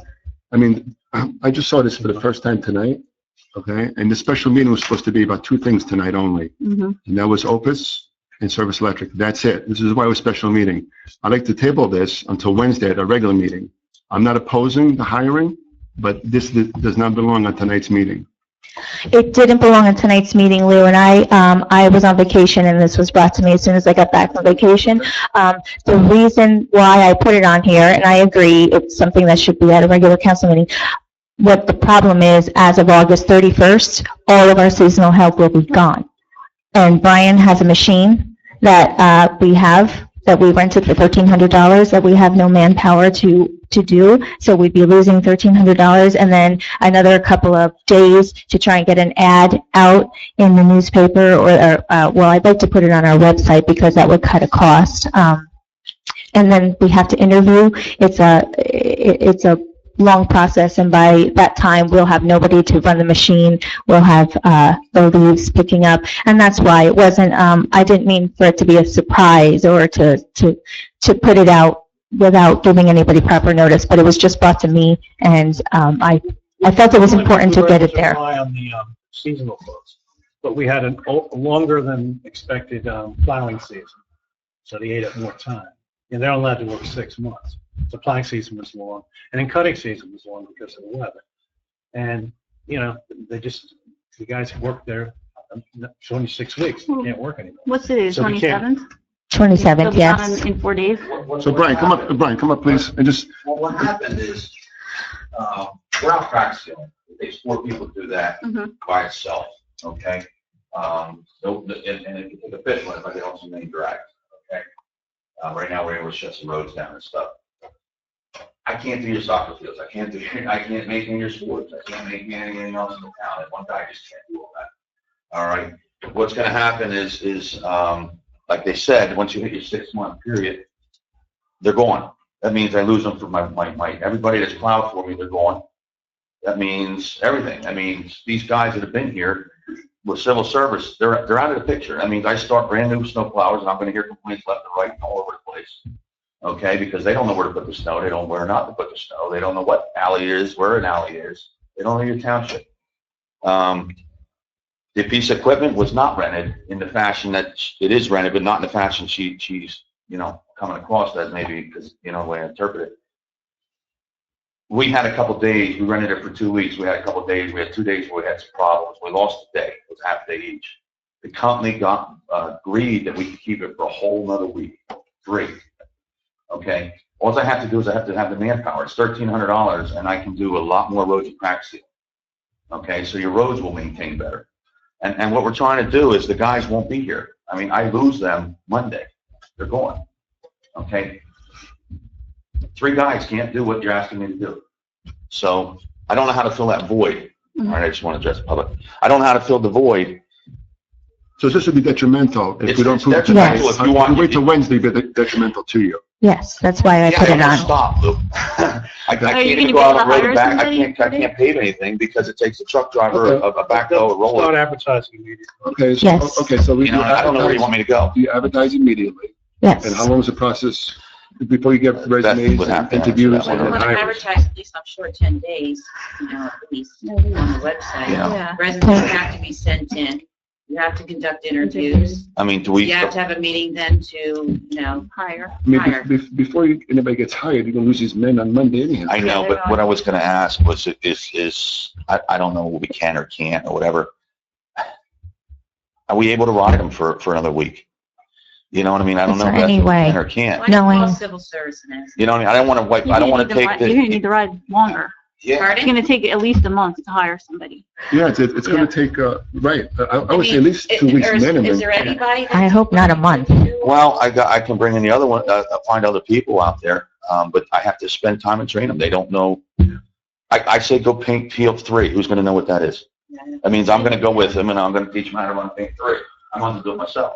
As soon as you And can it's gonna hire take you away from your somebody, job, I That's, understand that. well, right. Right. I mean, I work with them right alongside them. Well, listen, we have an issue here, so we have to somehow extend That's from what beyond I'm 6 asking. I can months. call civil service and ask if they'll allow us. Show a grace period. Yeah. Yes. Versus Period. hardship. Yes, We're in the pickle here, and we do need the Right. help. yes. Right, and then we're asking for Yeah. one, and I've gone to the point, Lou, that I said, listen, because you guys didn't make a budget up for this, okay, I'm willing to take part of my operating expense of what I operate every day and say, please give me the people, I'll pay for it out of my operating budget. It's your money, but it's my budget to run, okay?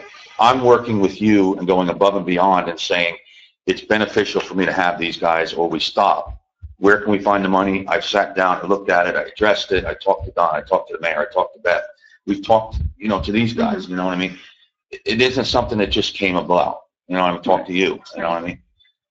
I've done everything from my side that I know what to do with, and now I'm asking it from your side to help that out, to help the public out, so I can come out and I can, do the storm drains yet that got to be done, do everything that's got to be done, seal, we did Scotts Mountain, all right, we sealed all those roads. We did Charles Road, we did the end of Powderhorn. I'm in Country Hills now. I want to get the whole section of Country Hills down, but one day isn't going to do it. Right, so how much time would you need to complete that project? A month, a couple of weeks, or this goes on to next year? Will it go into next year? Well, these guys, they become permanent, Right. and I'm asking the part-timer in January for you to make him permanent in your budget. That's what the goal was here. Right. Okay, but I couldn't financially support everybody as say it takes $20,000 a wage for that period. It takes $20,000 medical. All right, so if we do it the way we're doing it, I don't pay the medical, I don't pay this, I don't pay that. I only pay out of my operating expense. I pay a $20,000 expense. All right, now I can afford 20 each, but I can't afford 80,000. I can afford 40, but I can't support 80. All right, because you guys didn't come to me and say, hey, I got some money sitting around I want to give to you. I stood up and said, hey, I don't know what to do. This is the only thing I got. This is the money I have. This is what I'm willing to do for you. Okay, so I'm taking the beating as what I can do, okay, in projects, but if I don't have any people, I don't have any people to do the projects anyway. You understand what I'm saying? So Yeah, it's a win-win situation. For you guys, it doesn't affect your budget in any fashion. Next year it will, Yes. okay, but we've succeeded this year, Yes. okay, and I will do everything in my power to make that budget work. You understand what I'm saying? I mean, I've sat down and we've discussed that. Where are we in this? Did we start a vote on this? No, No, it's a discussion. just a discussion. Yeah, we're at discussion I would like point. you to ride the guys as long as you can until I get people. Yeah, we have a motion second. Yeah, it wasn't to try and surprise anybody, really. I just got this myself because I was on vacation. And When did you receive this? when did I receive what? The notice that the hiring was going to be held, we discussed tonight. I talked to Beth today at Oh, so today it happened. 3 o'clock, Do we have 2 numbers? o'clock. What are the numbers? I talked to Beth and Brian today. We came out with it to keep the same wage, it's 19.5. 19,500, right? Yes, is what it was. yes, 19. That covers both of them? No, No, one per person. That's why I said, I basically rolled it up 500. I said $20,000 each. Right, okay. Okay, and if we do it the way we're looking, you know what I mean? Is this an annual or is this just from now to the end of this year? Just now to the end of the year. Yes, just to And the end then- of the year. And then you roll them into next year's budget. All right, I'm doing my part now. I'm asking you to do your part later. Yes. No, okay. And Brian did a real good job going and getting those trucks. We've got the used trucks, we didn't have to go for new trucks. We're getting them fixed up, and so, you know, the guys are working at it, and we need more guys to do the work. The roads are No, crumbling. listen, I'm not against, Yeah, that's I'm not not, opposing. No, I yeah. know that. The problem is the public didn't know we were gonna I hire. just want to do it right. tonight. I want to do it That's the completely problem. right, but I Right. can't, you know what I mean, by Yeah. civil service rules. Mm-hmm. Okay, 100%. If we can't do it tonight, then you know what I mean, and then So and that's set you the back. rules, that's the rules. But what you need to do is, tomorrow's Friday, Monday's the last day they can work. I got 3 people. So we have to get an answer Okay. by Monday. That's what I'm saying. So somewhere you've got to fill a void that I can at least go out on the road and work. You know, or I'm going to sit and do Yeah. all ball fields and that's it. Either way, you need to bring people in, because you're not gonna be able, I mean, if we have to I'm hire, not going to we kill don't somebody meet just again to say I was until. out. No, we do. We need, Yeah. we need it. It's been a long time coming. You guys have done this job, you know, asking for help for a long time, and it's a long time coming, and I would like to provide that help for you. And you have I a have no man problem down right either. now, correct? Yeah, one of our gentlemen his wife had a baby and he needs to be home. Yep, he's on End of discussion. paternity leave. Outside of the website, we should get more Yeah. potential candidates. Yes. Can't be discriminatory. I know it's, That's what happens when you own your own business. I don't know how to Paternity quite do that. I leave. gotta sit with that and go over all that. Okay. I don't have the folks there. To get more potential candidates. we Yes. Expand beyond just our website to do, to pull in. Just I want to do it right. I don't want any Yeah, backlash. yeah. I don't want Nope. any complaining No. by anybody. I Nope, just not want at to all. go work. That's why we're kind And I of want looking, people to work with. That's right. I think if we take this, now that we know you need 2 people, because I know we had Right. talked, I thought you need 1. Now that we know you need 2 people, we can run the numbers, we can get ready, we can get the ads ready, we can put it, you know, again, like the public didn't know about this. Right. Yeah, but Everything we've ready also, Well, I've to been go. talking. I mean, this isn't Yeah. false. I didn't false. No. No, you haven't. no, you haven't. And the budget won't be exceeded because he's reallocating within this budget. Right. I had to find out how to make that work Right. inside my Yeah. budget. I think Mhm. I've done that. And I appreciate that, because I know you have been working uphill the entire year. I know that. I understand the urgency. It's a fun. These are And coming. the same number of guys we had, because the other guys were seasonals. So Right. that's how we were doing. So it, seasonals. I'm gonna ask you to let me know. Again, I mean, I received an email from the mayor saying we need to keep up perceptions because we are being accused of doing things behind closed doors, so. I understand. And And I know that's you what need I'm guys. saying. Doors to do open. He's anything you want. 100% correct. 100%. Right. Do it right. Mhm. Don't mess it up. And I trust you. Yep, absolutely. All right. All right, so. So what's the, So, the motion? Did he, we did for the part-timer, then we'll do the full-timer. The motion was for the part-timer. Okay, so I'll just call the roll. can we make a motion to table them until, or do we have to go through this one? No, we're not tabling. This is already in play. Did we? There was a motion and a second. Yes. let me Already. call the roll. Councilman Belcaro, I understand the urgency, but we have to get an answer to continue for the help. So what's the difference of a couple of days? So yes. Councilwoman McCabe, Yes, we need to keep the town going. Councilwoman Schneider, Yes. Council President Chesler, Again, I didn't get enough notice, I'm abstaining. You know, I just. Donna, that was my vote. Yeah, I know. I'm not talking to you. So, Mayor McKay. Yes. and I'd like to say, when we bought the fire truck, it was not on the agenda as well. And that was a whole lot more than what this is.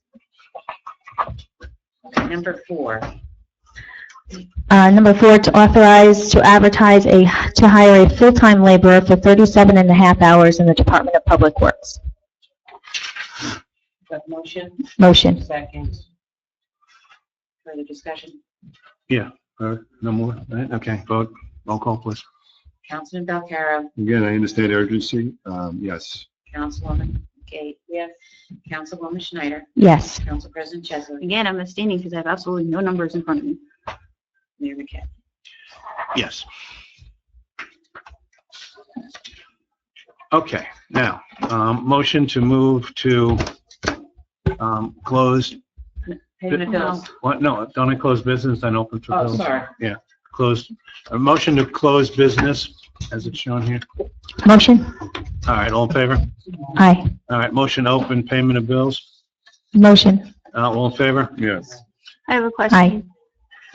It's actually a discussion. This is actually for Jamie. On here on the bill list, we're paying for our special investigation, and we have received the report.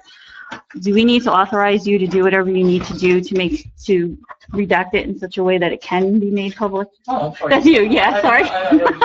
Say that again, you're on payment of bills? Yeah, so we are paying for the special investigation. I don't think that was us. No, it it's wasn't not. you, no. Was that a labor matter? It's a labor matter. You're gonna have to talk to Rich about that. Okay. I don't deal with. So can I, I'd like to make, Labor. all right, I. I'll make a motion afterwards. Yeah. No problem. I don't even know what report you're talking about. Okay. Okay. I I'll make a motion after, have so no we can take idea it back to. what you're referring to. Okay, we're into payment of bills. One announcement, we've blown through the legal budget. There's nothing left. I'm not sure how that works legally, if we could keep paying bills for legal. Mrs. Chester had taken $50,000 out of the budget, I didn't take $50,000 out of the budget. Where did I take $50,000 out of the budget? out of the legal. I didn't take $50,000 out of the budget. I told them to look at it with the attorneys. I didn't suggest the $50,000. You gave the cut to the CFO. I told her she had to look at how much to take out. But okay, I'll go back to my email. okay. And that's the problem with making willy-nilly cuts without, when people have tried to spend a lot of time to figure out what the real expense might be for the Mhm. year. I'm just saying, well, we'll take 50 off. So, all right, that's what happens. I think we need guidance. Budgeting, we should look at last year's legal bills and you. We did. We hit the budget did, but there was a $50,000 higher. $50,000 budget cut that came. We had it around with a little big, I think. I have the email where it said that we cut about, you and I, when we went in, we only cut about like 10,000 total. I have the email to back us up. Don't worry. Okay, well, we'll take a look at that. Yes. Now, No comments, really. Okay. all right, we have the bills. The total of the bills is $1,742,056.88. There's some large things in here this time. We have a $460,000 payment of principal on the debt. And then we have $1.2 million approximately payment to the school system. So that's why it's so big this month. I take a motion to pay the bills. Gotta pay the bills. Second. Motion, gotta pay. All right, second, do I have a second? Second. Do we have a discussion? Yes, I would like to say, with the Holland and Knight, that was the investigators that were hired for an employee complaint.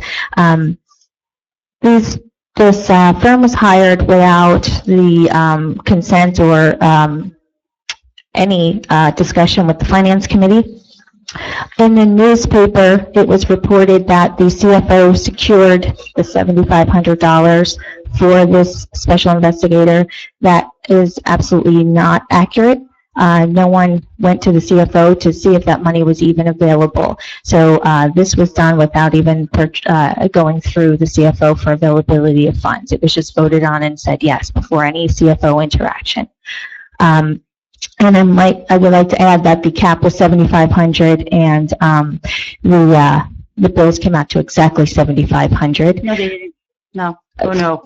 We have Probably like $3,520. She can only pay $7,500. That's why she broke it up that way.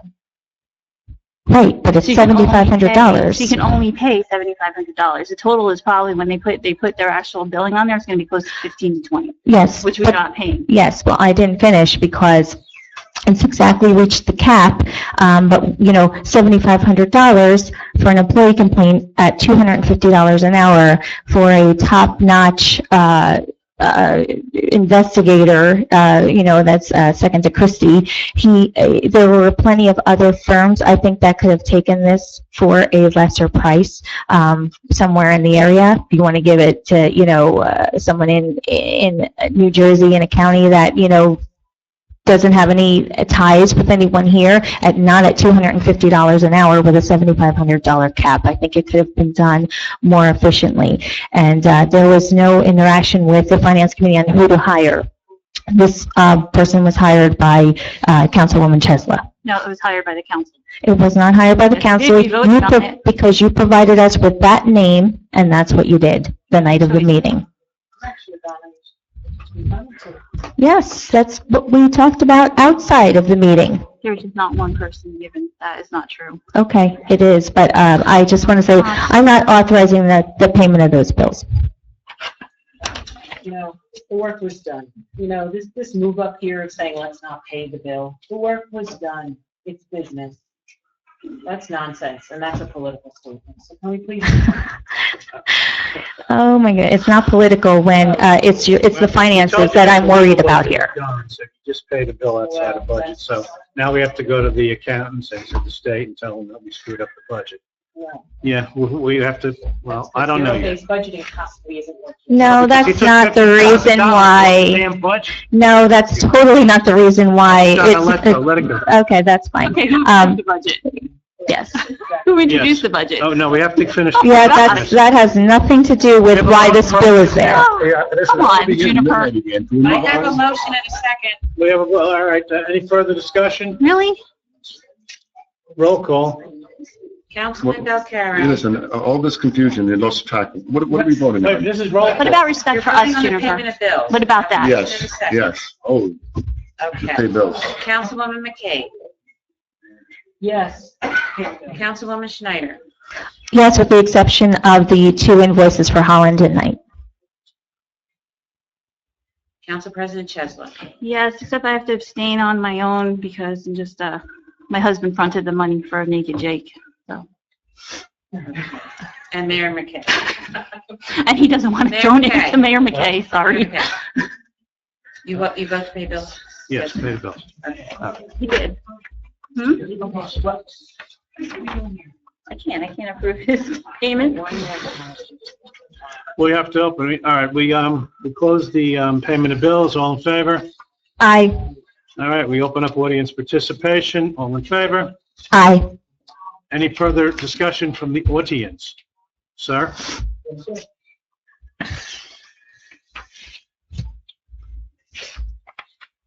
Olszewski, Highlands Way. I would once more suggest, with what happened today, that if Phillipsburg's town council meet, and I suggested that with the school once before, that we have a delegate there. I'm not sure how it happens that they have all these discussions with the developers and we know nothing about it. So why not have somebody go there when they have the meeting so we have somebody present? That would be great. I did a few. I went, that's really the only meetings I went to, except maybe 1 or 2. I would go over there and just listen to what they were talking about. Okay. They were dealing with Phillipsburg almost exclusively, pretty much, because they had to get through some real heavy issues there. I got it. Yeah, strange But ownership. there's so much with Phillipsburg going on, which at the end of the day will influence us in some way or another. And we are always flying blind here, not knowing what these guys are doing over there. I don't think it's a good strategy.